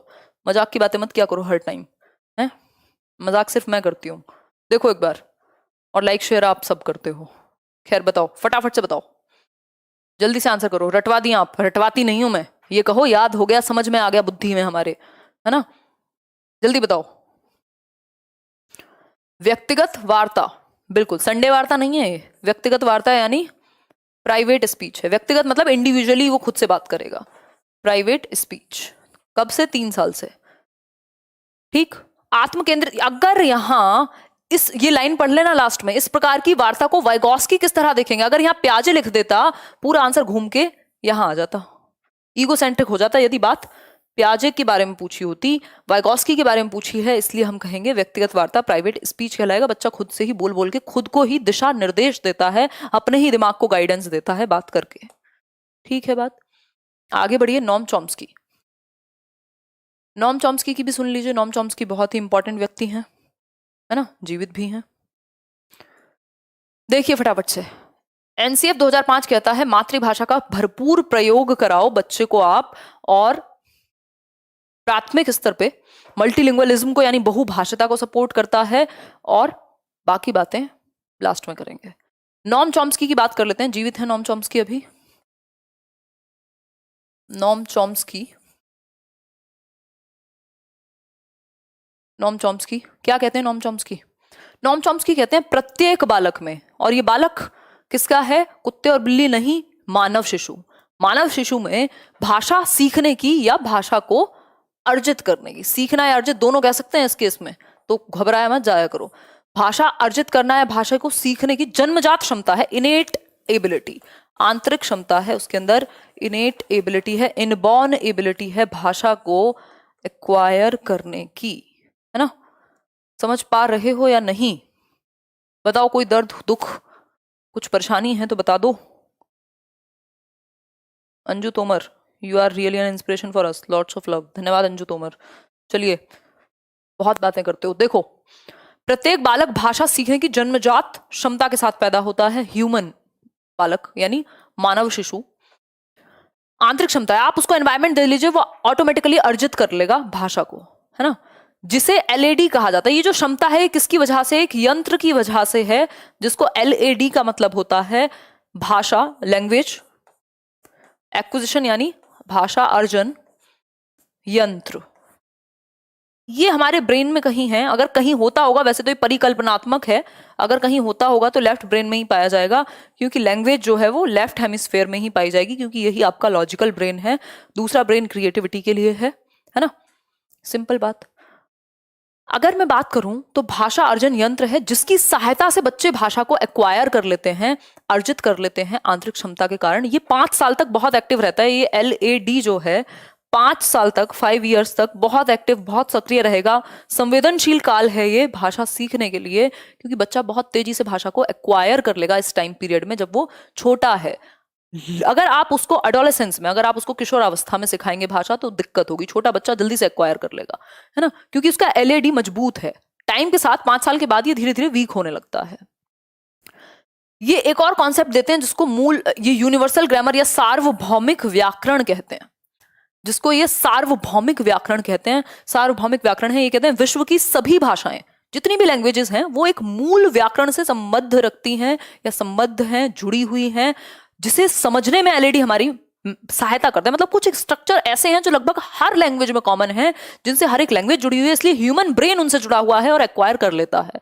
इसी को यूनिवर्सल लैंग्वेज कहते हैं, यानी लगभग सभी भाषाओं के कुछ नियम जुड़े हुए होते हैं, और इन नियमों को अर्जित करने में, इनको क्रिएट करने में, जनरेट करने में क्या करता है मदद? एलएडी हमारी मदद करता है। तो एलएडी के द्वारा हम क्या करते हैं? इमिटेट नहीं करते रूल्स को, नकल नहीं करते, बल्कि उनको निर्माण करते हैं, जनरेट करते हैं हम ग्रामर के रूल्स को।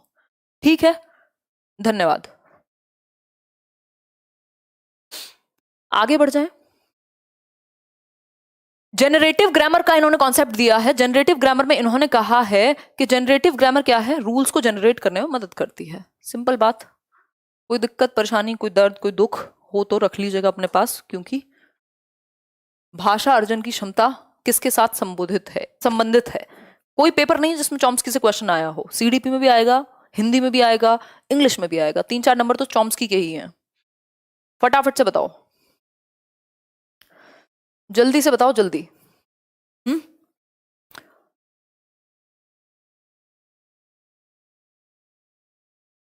बी यानी चॉम्स्की, बिल्कुल। नॉम चॉम्स्की कहते हैं कि भाषा अर्जन की क्षमता यानी लैंग्वेज एक्विजिशन की जो एबिलिटी है वो इनेट है। ठीक, आगे बढ़ेंगे। अब भाषा के कुछ कौशल होते हैं जिनको 4 प्रमुख कौशल या मुख्य कौशल कहा जाता है। भाषा के बेसिक स्किल्स भी कह देते हैं, मुख्य कौशल या basic skills of a language. ये कुछ 4 हैं, टोटल 4 बेसिक स्किल्स हैं, और ये इनका मनोवैज्ञानिक क्रम है सीखने का। कई लोग कहेंगे क्रम से नहीं सिखाई जाती, तो उन लोगों को ये बताइए कि क्रम से सिखाई जाती हैं। ये मनोवैज्ञानिक क्रम है। अगर आप साइकोलॉजिकली पूछेंगे इनका क्रम क्या है, तो यही इनका क्रम है कि पहले सुनना सीखेगा, फिर बोलना सीखेगा, फिर वो पढ़ना सीखेगा, देन वो लिखना सीखेगा। ये इनका मनोवैज्ञानिक क्रम है जिसका पालन किया जाना चाहिए। लेकिन ये जो चारों की चारों स्किल्स है ना, ये एकीकृत हैं, इसीलिए ये मैंने पूरा बनाया है, यानी इंटर रिलेटेड है, एक दूसरे से इंटीग्रेटेड है, एकीकृत हैं। एकीकृत हैं यानी इंटर रिलेटेड हैं। ऐसा नहीं है जब मैं बोल रही हूं तो आप सिर्फ सुनना सीख रहे हैं, आप बोलना भी सीख रहे हैं, आपका उच्चारण भी बेहतर हो रहा है, आपकी समझ भी बेहतर हो रही है, आप कल पढ़ेंगे भी अच्छा, फिर समझेंगे भी अच्छा। तो ये आपस में जुड़े हुए हैं, एकीकृत हैं, और इनको सिखाने का मनोवैज्ञानिक क्रम यही है। सु बो पाली से मैंने आपको याद कराया हुआ है। सु का मतलब सुनना, बो मतलब बोलना, प मतलब पढ़ना, और ली मतलब लिखना। सुबो पाली या फिर LSRW। ठीक, बहुत ज्यादा विलक्षण बुद्धि का इस्तेमाल ना करते हुए सामान्य बुद्धि का इस्तेमाल कीजिए। पेपर सर पे है, समझते जाइए चीजों को। ठीक, अब इसमें सुनना और पढ़ना जो है वो कैसी स्किल है, जल्दी बताओ फटाफट से। 1 रुपया इनाम है जो भी बताएगा सुनना और बोलना कैसी स्किल है। बहुत तेजी से बताइए, बहुत तेजी से। नहीं बता पाएंगे? आसान है, बहुत आसान है। देखो समझो, सुनना बोलना पढ़ना, अभी हम काफी मजेदार चीजें करने वाले हैं, कहानी शुरू ही हुई है। सुनना बोलना, सुनना और पढ़ना, इसमें आप ग्रहण कर रहे हैं लैंग्वेज को। ये क्या है? ग्रम्यात्मक कौशल है। ग्रम्यात्मक कौशल है यानी रिसेप्टिव स्किल है, या निष्क्रिय कह लीजिए, पैसिव स्किल है। ठीक, ये दोनों ही। पढ़ना और लिखने में आप एक्टिव रहते हैं तो इसको सक्रिय कौशल या फिर एक्टिव स्किल्स या फिर प्रोडक्टिव स्किल्स, जिसमें आप कुछ उत्पादन करते हैं या अभिव्यक्ति करते हैं भाषा की, तो अभिव्यक्तात्मक कौशल है ये। अभिव्यक्तात्मक कौशल है कौन सा? बोलना और लिखना। अभी मैं बोल भी रही हूं, लिख भी रही हूं, मैं एक्टिव हूं, यानी अभिव्यक्तात्मक या उत्पादनात्मक या सक्रिय स्किल हुई है। और ये दोनों जो है, सुनना और पढ़ना, ये निष्क्रिय ग्रम्यात्मक रिसेप्टिव स्किल हुई। इतनी बात समझ में आई या नहीं? नहीं आई तो फिर से समझाओ खुद को, वापस से वीडियो देख के यहीं की। आगे बढ़ेंगे। देखिए, अब पढ़ने के बारे में, सुनने के बारे में पहले मैं बात कर लेती हूँ। सुनने के बारे में बात की जाए तो यही होना चाहिए कि बच्चे को आप क्लियर एक्टिविटीज देंगे, मौका देंगे सुनने का, सही मॉडल्स को, चाहे वो लैंग्वेज लैब के थ्रू दें, चाहे वो उच्चारण आप बार बार कराएं, जैसे भी हो। बेसिकली उससे लाउड रीडिंग भी करा सकते हो, मतलब सुनने की, या रिव्यू देने के लिए कह सकते हो कुछ चीजों को, तो सुनने की स्किल आपकी अच्छी हो जाएगी। अब इसमें जो बोलना स्किल है, इसके लिए आप उससे कविता का पठन करा सकते हो, है ना, रिसाइट करा सकते हो, कविता पठन करा सकते हो, रीडिंग करा सकते हो, तो बोलना ऑब्वियसली अच्छा ही होगा। कम्युनिकेट करा सकते हो, संवाद करा सकते हो, है ना, मौखिक प्रश्न पूछ सकते हो। ठीक, पढ़ना क्या है, इसको वाचन कहते हैं, इस पे हम थोड़ी चर्चा करेंगे। और लिखने के बारे में भी थोड़ी सी हम बात करेंगे, लेखन के प्रकार समझेंगे। उससे पहले मैं आपको बता देती हूँ, लिखना से संबंधित एक चीज है जिसको हम, बताओ क्या कहते होंगे? श्रुत लेख कहते हैं। श्रुत लेख का मतलब होता है इमला यानी डिक्टेशन। अगर आपको वर्तनी की अशुद्धियां ठीक करानी है, वर्तनी की अशुद्धि का मतलब मेरा क्या है, स्पेलिंग मिस्टेक्स को बेहतर कराने के लिए, वर्तनी की अशुद्धियां यानी स्पेलिंग मिस्टेक को बेहतर कराने के लिए श्रुत लेख, वर्तनी की जो गलतियां हैं उनको ठीक कराने के लिए श्रुत लेख का प्रयोग किया जाएगा। टीचर कुछ बोलेगा और बच्चे लिख रहे हैं, और सुन के जब वो लिखेंगे उनका सुनना भी बेहतर होगा, उनका लिखना भी बेहतर होगा। लेकिन लिखने में स्पेलिंग मिस्टेक्स बहुत कम हो जाती हैं, क्योंकि जब वो खुद लिखते हैं और बाद में गलती निकलती है तो वो हमेशा के लिए याद हो जाती है, आपको बचपन में किया होगा आपने। तो श्रुत लेख वर्तनी की अशुद्धि को दूर करने के लिए बहुत महत्वपूर्ण है। ठीक है, बात आगे बढ़ेंगे पढ़ना कौशल पे। पढ़ना कौशल की बात कर रहे थे हम थोड़ी सी, पढ़ना कौशल को जिसको हम वाचन भी कहते हैं, है ना। इसमें क्या है, बच्चा एक्टिव है। इसमें दो तीन चीजें हैं, जैसे एक तो है मौन वाचन या मौन पठन यानी साइलेंट रीडिंग, और दूसरी एक बात अगर मैं करूं यहां तो हम कह सकते हैं लाउड रीडिंग यानी सस्वर पठन, पठन यानी लाउड रीडिंग। ठीक हो गई ये बात, कोई दिक्कत परेशानी इसमें हो तो बता दो। इंग्लिश के मैराथन कराएंगे, क्यों नहीं कराएंगे, बिल्कुल कराएंगे। 5 दिन 5 मैराथन होनी है भाई, ठीक है।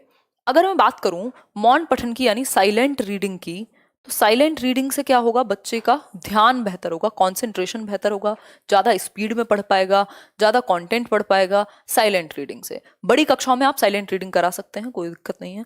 सस्वर पठन यानी लाउड रीडिंग, जब वो क्लास में एक बच्चे को खड़ा करके या ग्रुप में आप पढ़वाते हैं जोर जोर से, तो इससे क्या होता है, बच्चे का प्रोनाउंसिएशन यानी उसका उच्चारण सुधरता है, और पूरी क्लास सुनती है तो सुनने का, बोलने का, ये सभी कौशल उसके अच्छे होते हैं सस्वर पठन से। और रस भी आता है यदि कविता जैसी कोई चीज हो, कविता मतलब आपका पोइट्री। ठीक है बात, ये बेसिक सी चीजें आप याद रख सकते हैं, मुझे नहीं लगता इनमें कोई भी समस्या होगी। अब लेखन के कुछ प्रकार हैं, इनको एक बार देख लीजिए। लेखन यानी राइटिंग के, सुलेख होता है आपकी सुंदर सुंदर राइटिंग, यानी सुंदर लिखना, देख करके आपको पता है एक स्टैंडर्ड है कि ऐसा लिखोगे आप कॉपी में तो बहुत ही सुंदर होगा, सुलेख, सुंदर लेख। ठीक है, तो एक गुड हैंड राइटिंग को हम सुलेख कह सकते हैं। इसका भी खूब प्रैक्टिस कराई जाती है छोटी क्लासेस में, या बड़े होते हैं जैसे जैसे बच्चे एलिमेंट्री में आते हैं। श्रुत लेख एक प्रकार है, श्रुत लेख का मतलब ही है स्पेलिंग मिस्टेक्स को ठीक कराना, वर्तनी की अशुद्धियां दूर होंगी, डिक्टेशन होगी, टीचर बोलेगा बच्चा लिखेगा, जो कमियां होंगी दूर हो जाएंगी। अनुलेख होता है, जैसे ये होता नहीं, उसके ऊपर बच्चा बनाएगा, अ का पूरा ये बना हुआ है, इसके ऊपर वो पेन चलाएगा, है ना, तो ये अनुलेख कहलाता है। ये इनिशियल स्टेज में हेल्प करता है, इसको हम अनुलेख कहते हैं। कोई समस्या, परेशानी, कोई दर्द, कोई दुख हो तो बता दीजिए। सुलेख मतलब सुंदर राइटिंग, श्रुतलेख मतलब बच्चों को आप बोलेंगे और वो लिखेगा, इससे स्पेलिंग अच्छी होगी। और अनुलेख मतलब जो स्ट्रक्चर दिया होता है उसके ऊपर ही आपको बनाना होता है उसके अनुसार। भाषा के कुछ विकार होते हैं जिन पे 1 नंबर का क्वेश्चन आता ही है, लैंग्वेज डिसेबिलिटीज कह सकते हैं। एक है अफेजिया, जिसको अफेशिया लिखा हुआ है हिंदी में। इससे क्या है, ये लैंग्वेज कॉम्प्रिहेंशन से संबंधित परेशानी है, बच्चे को समझ में नहीं आती कि बात कही क्या गई है, बच्चे को समझ में नहीं आती कि बात कही क्या जा रही है, वो कॉम्प्रिहेंड नहीं कर पाता लैंग्वेज को, वो लैंग्वेज को कॉम्प्रिहेंड नहीं कर पाता। डिसलेक्सिया की यदि मैं बात करूं तो ये रीडिंग डिसऑर्डर है, पठन वैफल्य है, यानी पढ़ने में विफलता होगी, यानी बच्चा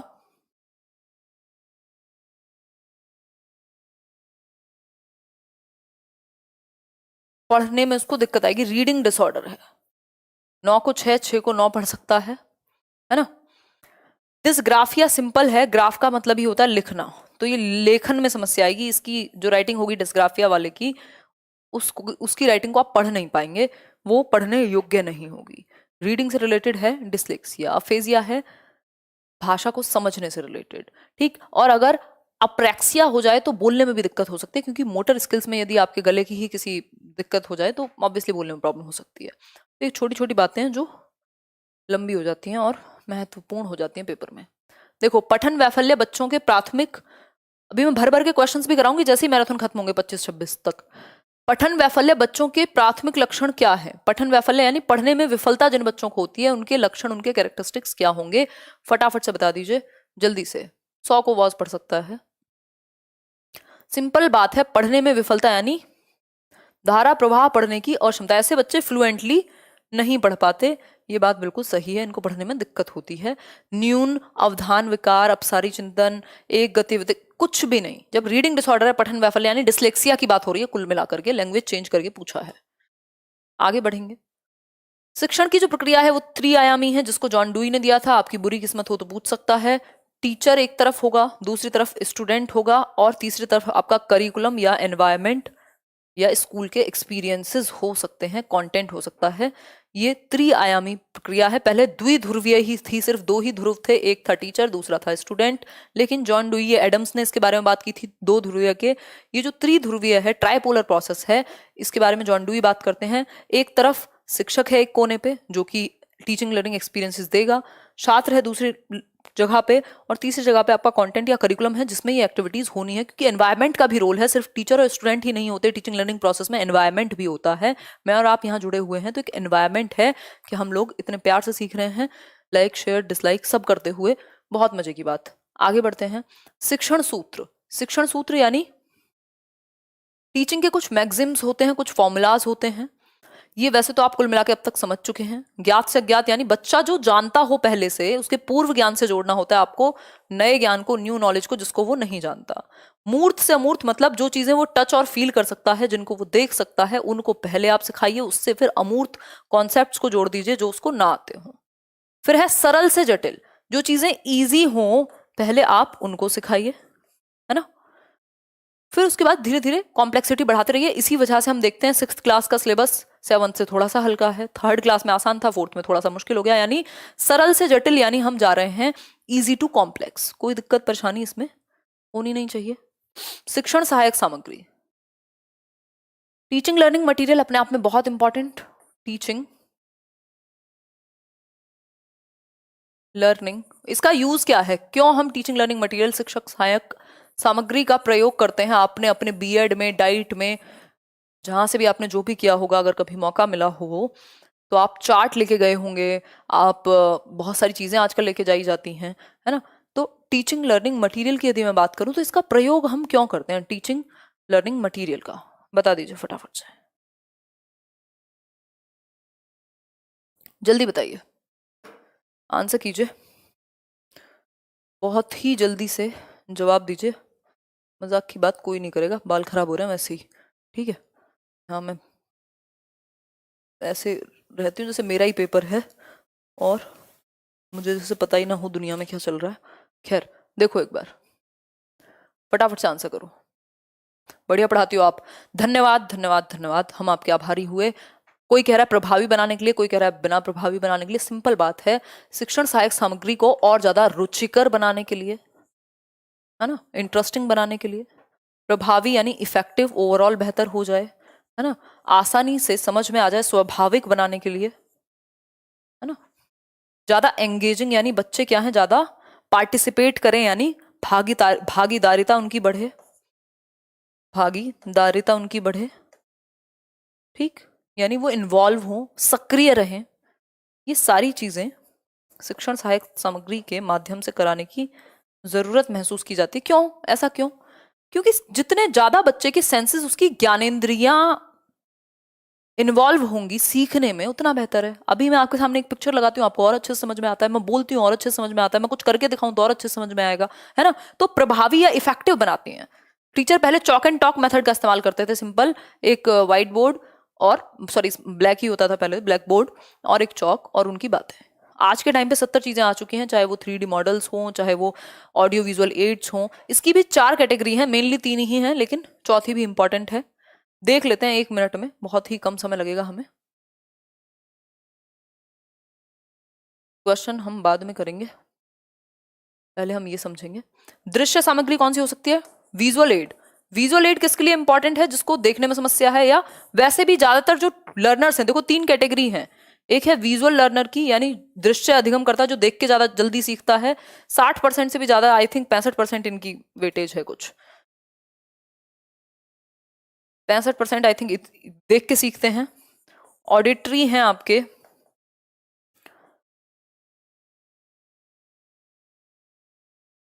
एग्जैक्ट बताओ एक बार, मैंने लास्ट टाइम बताया था, कभी ना कभी तो बताया हुआ है। कुल मिला के बात ये है, सबसे ज्यादा विजुअल लर्नर्स होते हैं, फिर ऑडिटरी, और जो काइंस्थेटिक हैं, जो करके ही समझ में आता है जिन्हें, वो सिर्फ 5% लोग हैं।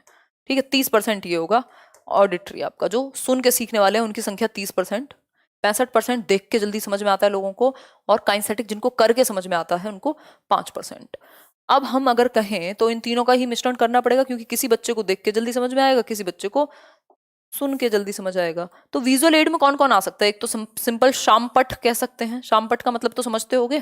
शामपट है आपका, क्या कहेंगे, ब्लैक बोर्ड। ये भी तो विजुअली एड है ना, जिसमें बच्चा देखेगा। ठीक है, टेक्स्ट बुक भी हो सकती है एक विजुअल एड। कोई चार्ट हो सकता है, पाठ्य पुस्तक चार्ट हो सकता है, फ्लैश कार्ड हो सकता है ना। कुछ भी ऐसी चीजें जिनमें बच्चा देख करके सीखे, उसके देखने वाली जो ज्ञानेंद्रियां हैं वो एक्टिवेट हो, जैसे आप मुझे अभी देख भी रहे हैं। ठीक है बात, या कोई समस्या है? दीप्ति दास बताइए, आप रोज सुपर चैट करती हैं। ठीक हो गई बात? इतनी बात क्लियर है? तो वो बच्चे जिनको सुनने में दिक्कत है उनके लिए और ज्यादा हेल्पफुल होगा, और इन जनरल तो होगा ही होगा। श्रव्य सामग्री यानी ऑडिटरी, सुनने लायक, जैसे ग्रामोफोन हो सकता है ना, रेडियो हो सकता है, आजकल तो रिकॉर्डिंग्स होती हैं बहुत सारी। आप सही रिकॉर्डिंग सुना सकते हो बच्चों को, सही उच्चारण की, जिससे वो क्या होगा, जिससे वो सही उच्चारण सीख सके। सुन करके कुछ बच्चे जल्दी सीखते हैं, उनको ऑडियो बुक्स आ गई हैं आजकल, तो बहुत सारी चीजें हैं, है ना। आगे बढ़ेंगे, ये रटने की बिल्कुल जरूरत नहीं है, दिमाग लगाइएगा, अपने आप याद आएगा।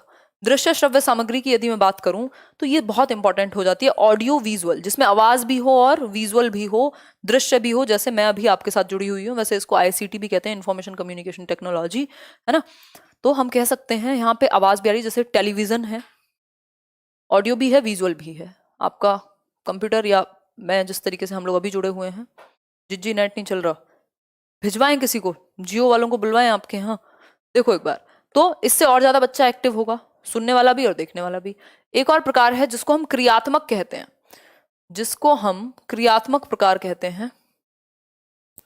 क्रियात्मक सामग्री का मतलब है जिसमें बच्चा सबसे ज्यादा एक्टिव है, उसके सबसे ज्यादा सेंसेस इन्वॉल्व है, यानी एक्टिविटी करेगा वो। जैसे फील्ड ट्रिप आप कहीं ले गए उसको, किसी भी जगह पे, चाहे वो मॉन्यूमेंट हो, चाहे वो कुछ भी हो, जहां पे भी वो एक्टिवली पार्टिसिपेट कर सके। किसी साइंस म्यूजियम को दिखाने लगे, कहीं भाषा की प्रयोगशाला में लेकर के चले गए, जहां बच्चे आपस में डिस्कशन कर रहे हैं, है ना। बादल कुमार कह रहे हैं आप बहुत अच्छे टीचर हो, इतना अच्छा पढ़ाने के लिए धन्यवाद, थैंक यू सो मच बादल। देखिए, फील्ड ट्रिप हो गई, कोई एक्टिविटी हो गई, ग्रुप एक्टिविटी, कहीं आपने बच्चों को मौका दिया, डिस्कशन डिबेट्स जो होती हैं वो सब हो जाएंगी, जिसमें बच्चा एक्टिव होगा फिजिकली भी। एक क्वेश्चन आपके सामने प्रस्तुत है, जरा देखिए।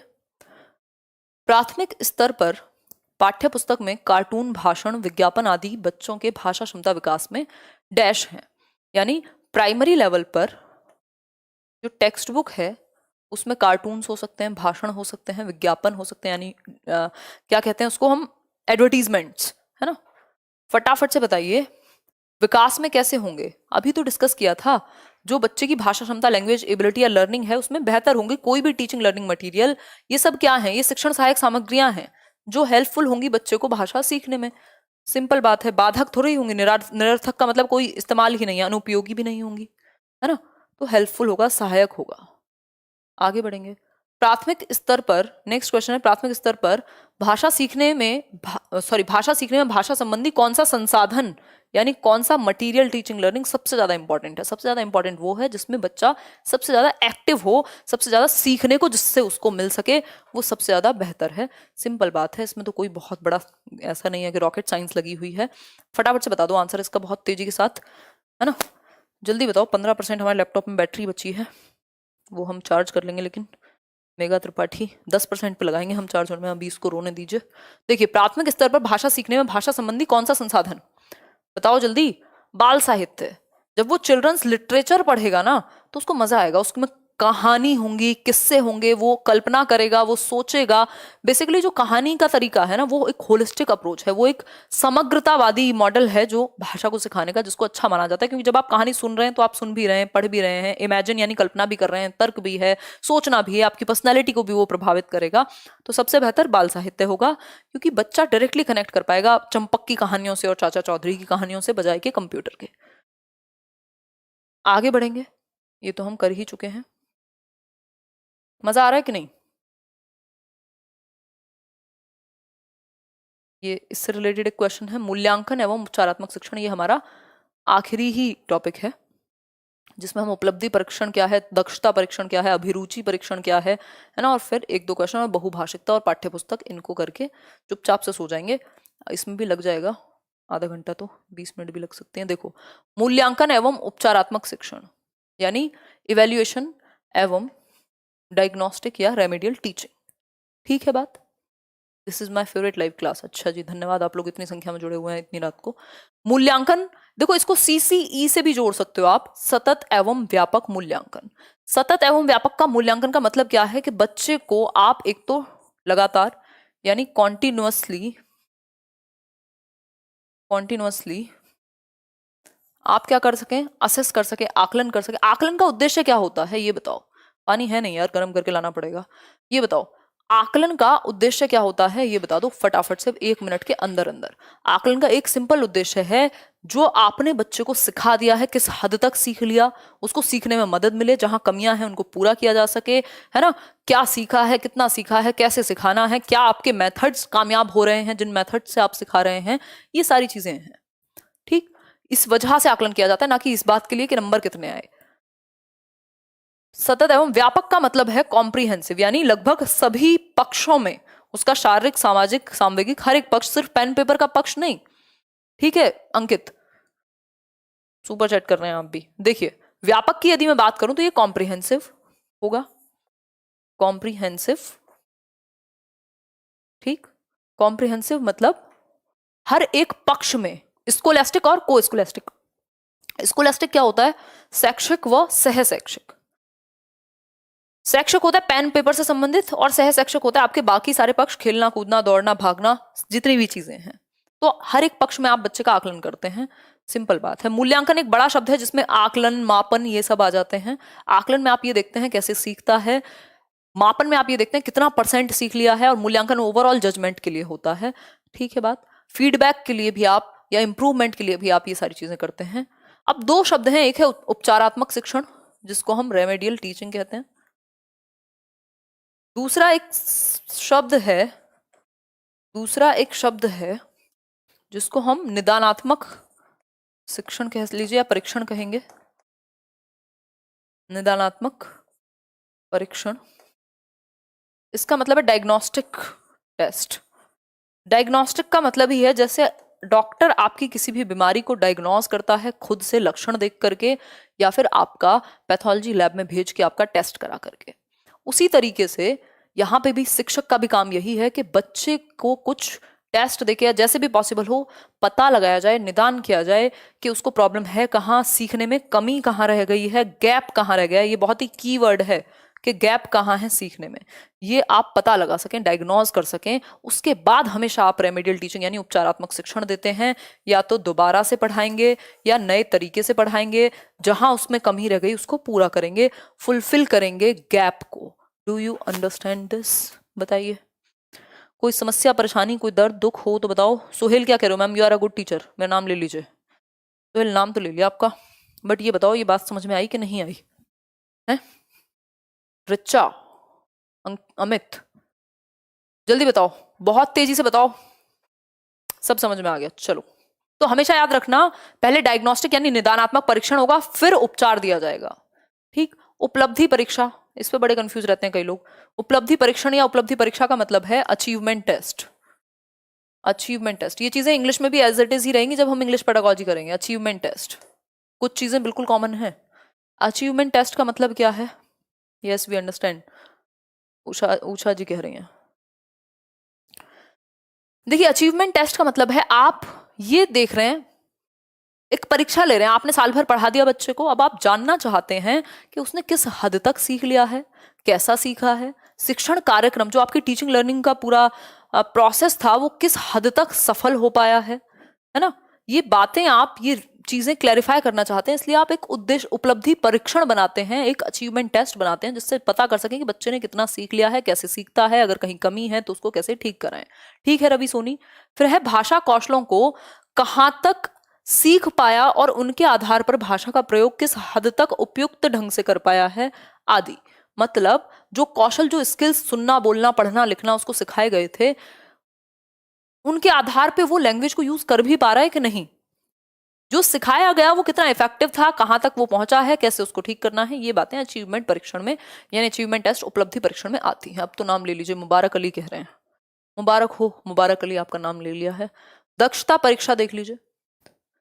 दक्षता परीक्षा है आप कितने प्रवीण हो गए किसी चीज में, है ना, मतलब कितने पारंगत, कितने आप परिपक्व, कितने आप मास्टर कर लिया आपने किन स्किल्स को। वहां तो बात ये थी कि कैसे सीखा है, कितना सिखाया है, उसको कितना अचीव किया है। यहां बात ये है क्या आप दक्ष हो गए किसी चीज में या नहीं, आप परिपक्व हो गए कि नहीं, आप मास्टर कर लिया आपने स्किल्स या नहीं कर लिए। यहां बात मास्टरी की है कि किस हद तक मास्टरी हुई है। तो ये हल्का सा ही अलग है उससे। इसमें यह जाना जा सकता है कि शिक्षार्थी शिक्षण विषय को कहां तक समझ पाया है और कौशलों की दक्षता या प्रवीणता किस किस स्तर तक, किस लेवल तक कर लिया, इस बात का इनको हाथ में चाहिए रिजल्ट। ये नहीं कि कितना हो गया देख लें, बाकी ज्यादा बातें नहीं। इसमें मेन फोकस है मास्टरी हुई कि नहीं, और हुई तो किस हद तक हुई। फोकस है मास्टरी पे कि अगर उसकी स्पीकिंग स्किल अच्छी है तो कितनी हद तक अच्छी है, क्या वो डिबेट में पार्टिसिपेट कर लेगा, क्या वो इसी चीज में पार्टिसिपेट कर लेगा। ठीक, तो ये दक्षता परीक्षा है, परीक्षण है। इससे पहले बच्चे को नॉलेज होनी जरूरी है। एक है अभिरुचि टेस्ट यानी एप्टीट्यूड टेस्ट कहते हैं इसको। एप्टीट्यूड मैंने आपको सीडीपी क्लास में बताया था। एप्टीट्यूड या अभिरुचि का मतलब होता है हमारे अंदर कुछ इनेट पोटेंशियल है, कुछ छिपा हुआ पोटेंशियल है किसी एक पर्टिकुलर फील्ड को परस्यू करने के लिए, किसी भाषा को सीखने, किसी प्रोफेशन में जाने, इन सब के प्रति क्या बच्चे के अंदर वो है भी या नहीं, क्या उसके अंदर सीखने का पोटेंशियल भी है या हम बस बिना मतलब सिखाए जा रहे हैं। ऐसा तो नहीं है रिटार्डेड है, ऐसा तो नहीं है वो सीख ही नहीं सकता, ऐसा तो नहीं है कहीं कुछ गड़बड़ है, एप्टीट्यूड ही कम है, बहुत स्लो समझ में आता है। ये सारी बातें अभिरुचि परीक्षण के बारे में हैं। इतने आप लाइक शेयर कीजिए। और मैं कहाँ से आती हूँ, मैं चार्जर लेके आती हूँ अगले 1 मिनट के अंदर अंदर, है ना, और चाय भी लेके आती हूँ। 1 ही मिनट लगेगा बस, बहुत मजे से भी इंपॉर्टेंट, बस 20 मिनट का काम और होगा हमारा।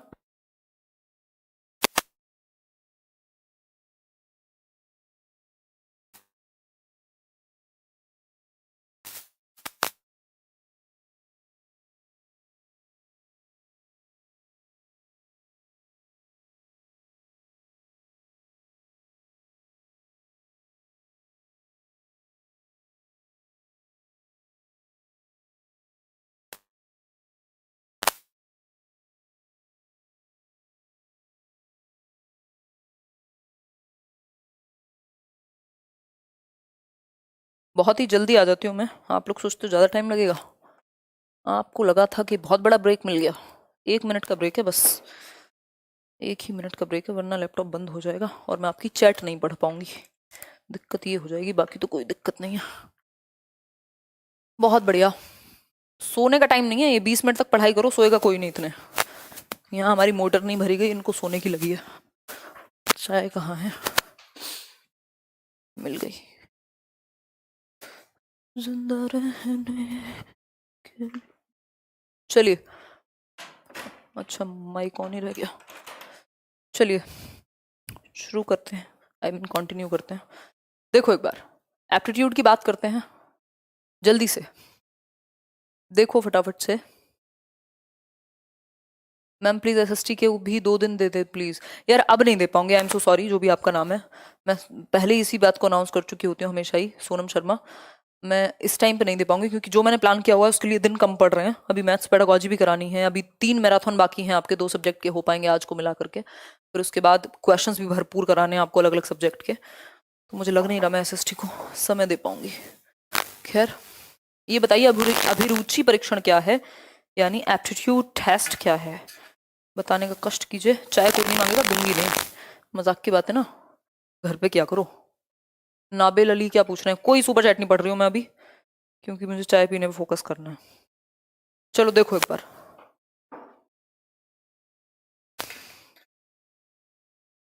बहुत बढ़िया, 1 मिनट रुक जाओ, पढ़ ही लेती हूँ। बहुत ज़्यादा रोबोटिक मोड में नहीं पढ़ेंगे, 1 आध मिनट का ब्रेक भी ज़रूरी है। कुमार गौरव नबील अली कह रहे मैम हम साल भर से पढ़ रहे हैं आपके लेट्स लर्न से मैम, थैंक यू। अरे बहुत बढ़िया Nabeel, thank you so much. Sonam so sorry यार, अभी मैं गिर जाती, मुझे आते बहुत। चंदन सिंह क्या कह रहे हैं आपकी सीडीपी हिंदी में कब तक आएगी? 2019 से इंतजार कर रहे हैं। आई अंडरस्टैंड चंदन, उसको अपने अंडर ही लाया जाएगा, पता नहीं अभी तो कब आएगी। अभी तो बुक से कहीं ज़्यादा बैच में डिस्कशन होगा, इसलिए भी मैं नहीं अभी ला रही हूँ, क्योंकि बैच खतरनाक आ रहा है। उसमें कह सकते हैं कि मतलब वीडियोस से लेके नोट्स से लेके और क्वेश्चंस तक आपकी सारी नीड्स कवर हो जाएंगी, और वो ज़्यादा इफेक्टिव रहेगा। वो आप सारे नोट्स प्रिंट करके निकाल लीजिएगा जो मिलेंगे उसमें। मैं प्रॉपर बाइलिंगुअल का सोच रही हूँ। पेडागोजी का बैच करियर पे आ चुका है, 27 से रजिस्ट्रेशन शुरू होंगे, याद रखना 1 दिन में ही, फिर आगे बंद हो जाएंगे नहीं तो। खैर ये तो एक बात हुई। चलिए देखो, अभिरुचि यानी एप्टीट्यूड टेस्ट, इससे यह पता चलता है कि शिक्षार्थी भाषा सीखने के लिए उपयुक्त अभिरुचि रखता है अथवा नहीं। मतलब उसमें एप्टीट्यूड है भी लैंग्वेज को सीखने का या नहीं, ये बताना है ना। उसके अंदर एप्टीट्यूड है लैंग्वेज एक्विजिशन का या लर्निंग का या नहीं। उपयुक्त यानी इतना एबल है कि वो सीख जाएगा, कहीं ऐसा तो नहीं है उसकी एबिलिटी उतनी कम है कि नहीं सीख पाएगा, ऐसा कमी केस में होगा। यह भी अनुमान लगाया जा सकता है कि शिक्षार्थी अपेक्षित शिक्षण में, जो आप आगे एस्पायरिंग टीचिंग करने वाले हो फ्यूचर में, वो जैसे कुछ होता नहीं, बच्चों से टेस्ट पूछ लेते हैं कुछ सवाल के, अभी क्या हिसाब किताब है, कहाँ स्टैंड करता है, तो जो आप एस्पायरिंग टीचिंग आगे कराओगे वो उसमें कितना सफल हो पाएगा, उसको समझ भी आ पाएगा कि नहीं, या आप भैंस के आगे बीन तो नहीं बजा रहे होगे, है ना। इसके लिए यह आवश्यक नहीं कि शिक्षार्थी को लक्ष्य विषय का पूर्व ज्ञान हो सकता है उसको कोई नॉलेज ना हो उस सब्जेक्ट की, लेकिन आप तो उसकी बिल्कुल, आप नॉर्मली उसके अंदर एप्टीट्यूड है सीखने का या नहीं, कोई भी आसपास की चीजें पूछ सकते हो। दक्षता परीक्षा जो थी, जो मास्टरी वाला टेस्ट था, उसमें ज्ञान होना आवश्यक था, सब्जेक्ट पे मास्टरी होनी जरूरी थी। यहाँ मास्टरी की जरूरत नहीं है, बस एबिलिटी हो, वो उत्सुकता हो, वो क्षमता हो कि वो भाषा को सीख पाए। ठीक है बात, कोई दिक्कत परेशानी, कोई दर्द, कोई दुख नहीं होगा मेरे ख्याल में इस बात को समझने में। आगे बढ़ जाएंगे। डिसलाइकर्स से दुखी मत हुआ करो, मैं तो मजे लेती रहती हूँ, मेरे सामने ना लाइक डिसलाइक दोनों दिखते रहते हैं, 1% भी नहीं होते हैं डिसलाइक, तो उन पे कौन ध्यान देगा। लेकिन मैं तो आदत हो गई है बीच बीच में आपको रीइंफोर्स करने के लिए, और क्या कहूँ यहाँ पे। देखो, एक क्वेश्चन है, आकलन किस लिए करते हैं, आकलन का उद्देश्य क्या है, ये मैंने आपके साथ अभी डिस्कस किया था। बताओ आकलन का उद्देश्य क्या है, आकलन का उद्देश्य क्या है, ये बता दो। ये वाली बॉटल है क्या आपकी? नहीं, ये तो यार मम्मी की पुरानी बॉटल है, मेरी तो आज उधर चली गई है एक्सचेंज में, ऐसी ही है वो, उसमें भी कुछ खास नहीं है ना। जल्दी बताओ फटाफट से आंसर बताओ, 1 मिनट में कंटिन्यू करें, कोई जल्दीबाजी नहीं। 1-2 चम्मच खाने तो जाना है, आज मैंने बहुत ड्राइविंग की है, लगभग एयरपोर्ट गई हूँ और आई हूँ वापस।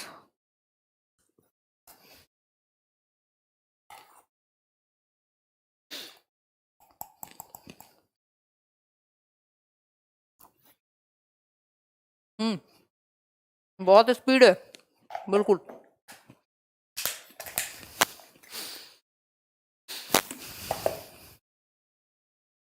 देखो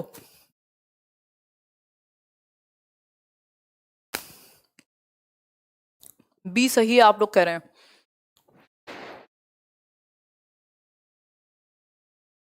यार ज्यादा गर्म है। देखो, पठन क्षमता का आकलन नहीं, पठन का ही क्यों, फिर तो ओवरऑल करो ना।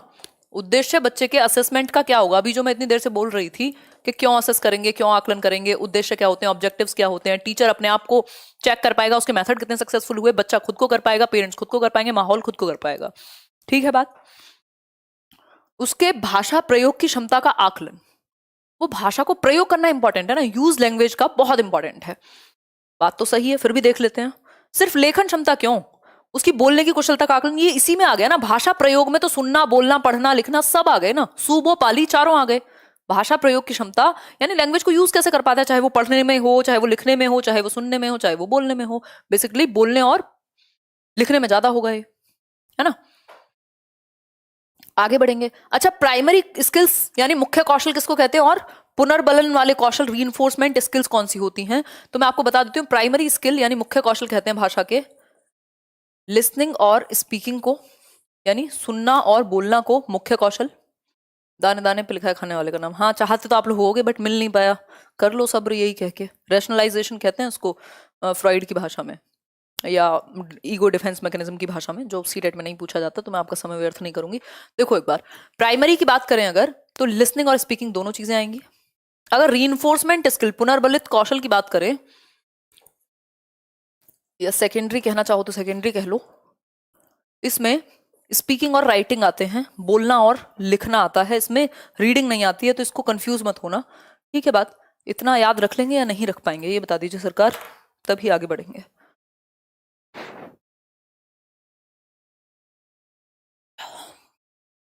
कि कौन हंस रहा है इतना? इतनी बात तो मेरे ख्याल में क्लियर होगी, कोई समस्या इस बात को समझने में मेरे ख्याल में आपको नहीं हो रही होगी। टेक्निकल गुरुजी से मिलने जी तृप्ता, मयंक बहुत बढ़िया।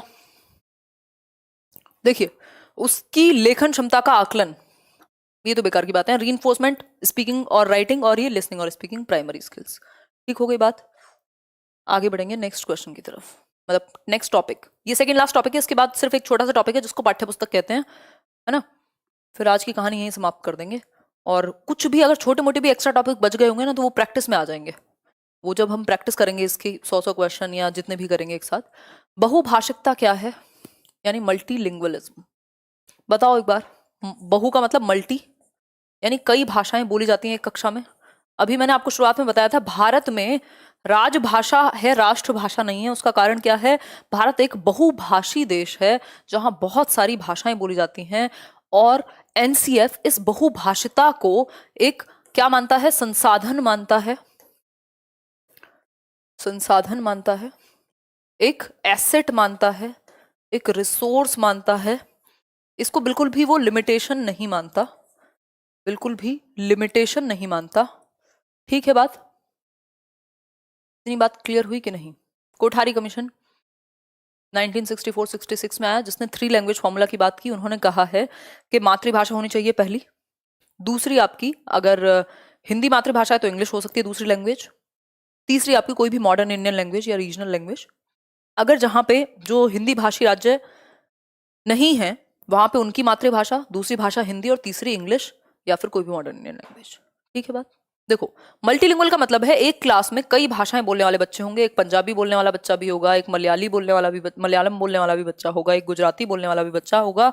यानी एक से अधिक या कई, 2 से अधिक भाषाएं बोलने वाले बच्चे एक कक्षा में पाए जाएंगे। अब इनके साथ क्या करेंगे? इनको अपनी मातृभाषा में बोलने देंगे। इनकी भाषा को, जो बच्चे की मातृभाषा है, उसको एक संसाधन के रूप में प्रयोग करेंगे ऐसी बहुभाषी कक्षा के अंदर। कभी भी बच्चे में परिवर्तन नहीं करना, खुद में लाना है परिवर्तन। वो धीरे धीरे आपकी लक्ष्य भाषा सीख जाएगा यदि आपने उसको मातृभाषा सिखा दी है तो, मतलब मातृभाषा का प्रयोग करने दिया है तो।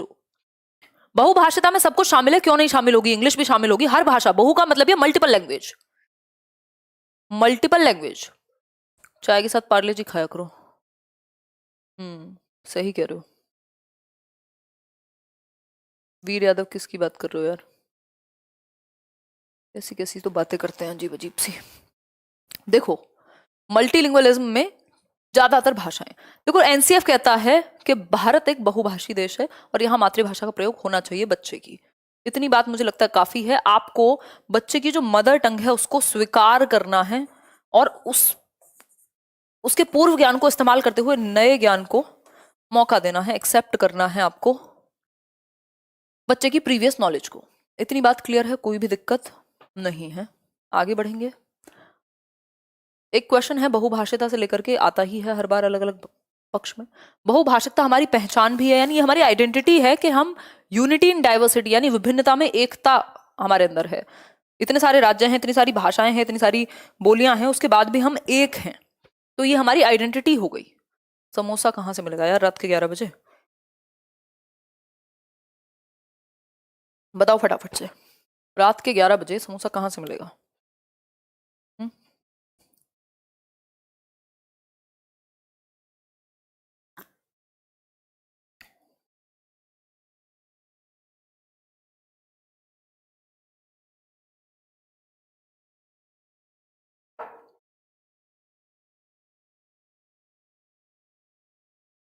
खैर, देखिए एक बार क्या हुआ। इसका मतलब बहुभाषिकता यानी मल्टीलिंगुअलिज्म क्या है? हमारी सभ्यता व संस्कृति का अभिन्न अंग है, यानी हमारे कल्चर और सिविलाइजेशन का अभिन्न अंग है, अटूट है, इंक्लूडेड है। ठीक है। दुकान में, कौन सी दुकान में समोसे बने हुए होते हैं वो ले आऊं, क्या वो हल्दीराम वाले जो होते हैं वो नकली अच्छा, मतलब रेडीमेड, वो मुझे पसंद नहीं है, इसलिए कह रही हूँ, मेरी अपनी ऐसी सोच है।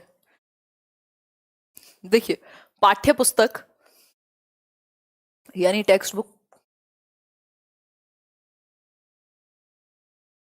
Text book.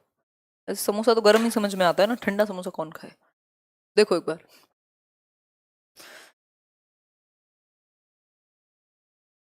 आपकी नकल कर लिया है मैराथन और भी चैनल पर होने लगे। वो तो रंजना, ये लोग पता नहीं कितने सालों से कर रहे हैं, फिर अपने आप को तोप भी बताते हैं।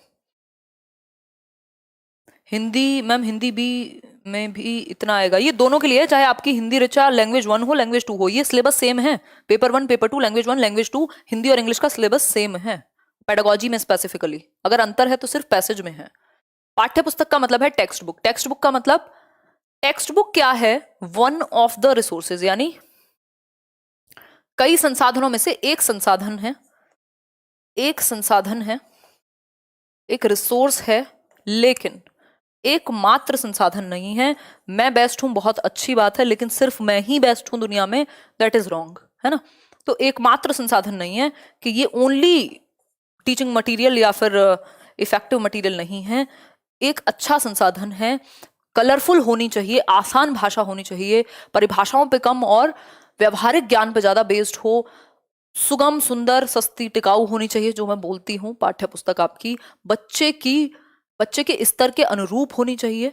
ये सारी विशेषताएं हैं पाठ्य पुस्तक की, जिनको आप ध्यान रखेंगे। ठीक है, इतनी बात आपको समझ में आ गई हो तो बता दीजिए, ना आई हो तो क्या ही कर सकते हैं, छोटी सी बात है। इसको सब कुछ नहीं मानना कि सब कुछ है, नहीं, ये वन ऑफ द रिसोर्सेज है, बहुत सारे रिसोर्सेज में से एक रिसोर्सेज आपकी पुस्तक है, आपकी किताब है। ऐसा नहीं है, आप अपनी एक्टिविटीज भी करा सकते हैं, ऑडियो विजुअल एड्स भी दिखा सकते हैं, आप उनको ऑडियो भी सुना सकते हैं, आप उनको भाषा की प्रयोगशाला यानी लैंग्वेज लेबोरेटरी में भी लेके जा सकते हैं, जहां उनको सही उच्चारण का, ग्रुप डिस्कशन का, ग्रामोफोन या रेडियो रिकॉर्डिंग, ऑडियो वीडियो सबका सीखने का, कंप्यूटर पे सीखने का भाषा को मौका मिले, जहां ऑटो करेक्शन वगैरह होता है कंप्यूटर में, तो उनको ऑटोमेटिकली आती हैं चीजें। सारी चीजों का इस्तेमाल कीजिए, सिर्फ किताब का नहीं, सिर्फ पाठ्य पुस्तक का नहीं। ठीक है बात। तो आज के लिए इतना ही। ये पूरा सेशन रिवाइज कीजिएगा ढंग से एक बार, उसके बाद क्वेश्चन लगाइएगा, निकलेंगे क्वेश्चन। नहीं निकल रहे हो तो अभी इसके बाद मैं क्वेश्चंस भी कराऊंगी एक दिन। अभी मैराथन कल हम ईवीएस का करेंगे जहां तक है, और परसों इंग्लिश, फिर मैथ्स, है ना। 5 दिन 5 मैराथन की बात हुई थी ना।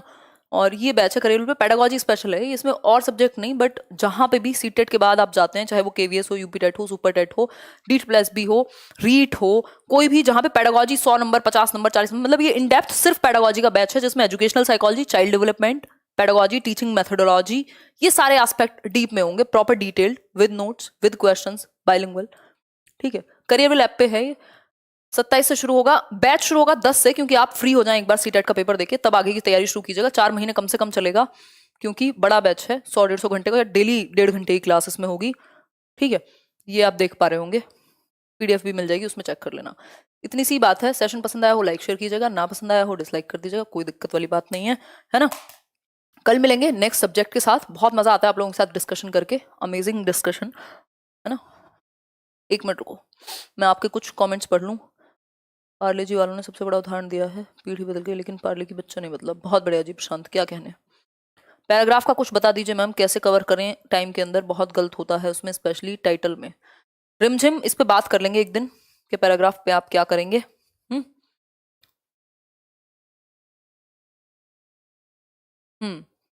चलिए फिर, सो जाइए आप भी, और मैं भी सो जाती हूँ। मैं तो नहीं सोऊंगी अभी, खैर ठीक है। चलिए, ये टेलीग्राम पे मैं शेयर कर दूंगी पीडीएफ। टेलीग्राम चैनल अगर ज्वाइन ना किया हो तो कर लीजिएगा। Telegram channel let's learn squad search करेंगे, 2.5 लाख से ज़्यादा लोग हम लोग जुड़े हुए हैं वहाँ।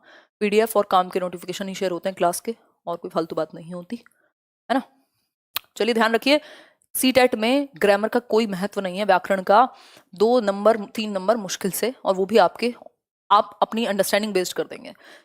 अब तक यहाँ तक ये सेशन देख लिया तो लाइक शेयर तो करेंगे ही करेंगे, और रिवाइज जरूर कीजिएगा इसको, या तो नोट्स बना लीजिएगा एक नोटबुक में 5 के 5 मैराथन के। चलिए, गुड नाइट, ध्यान रखिए अपना, कल मिलते हैं।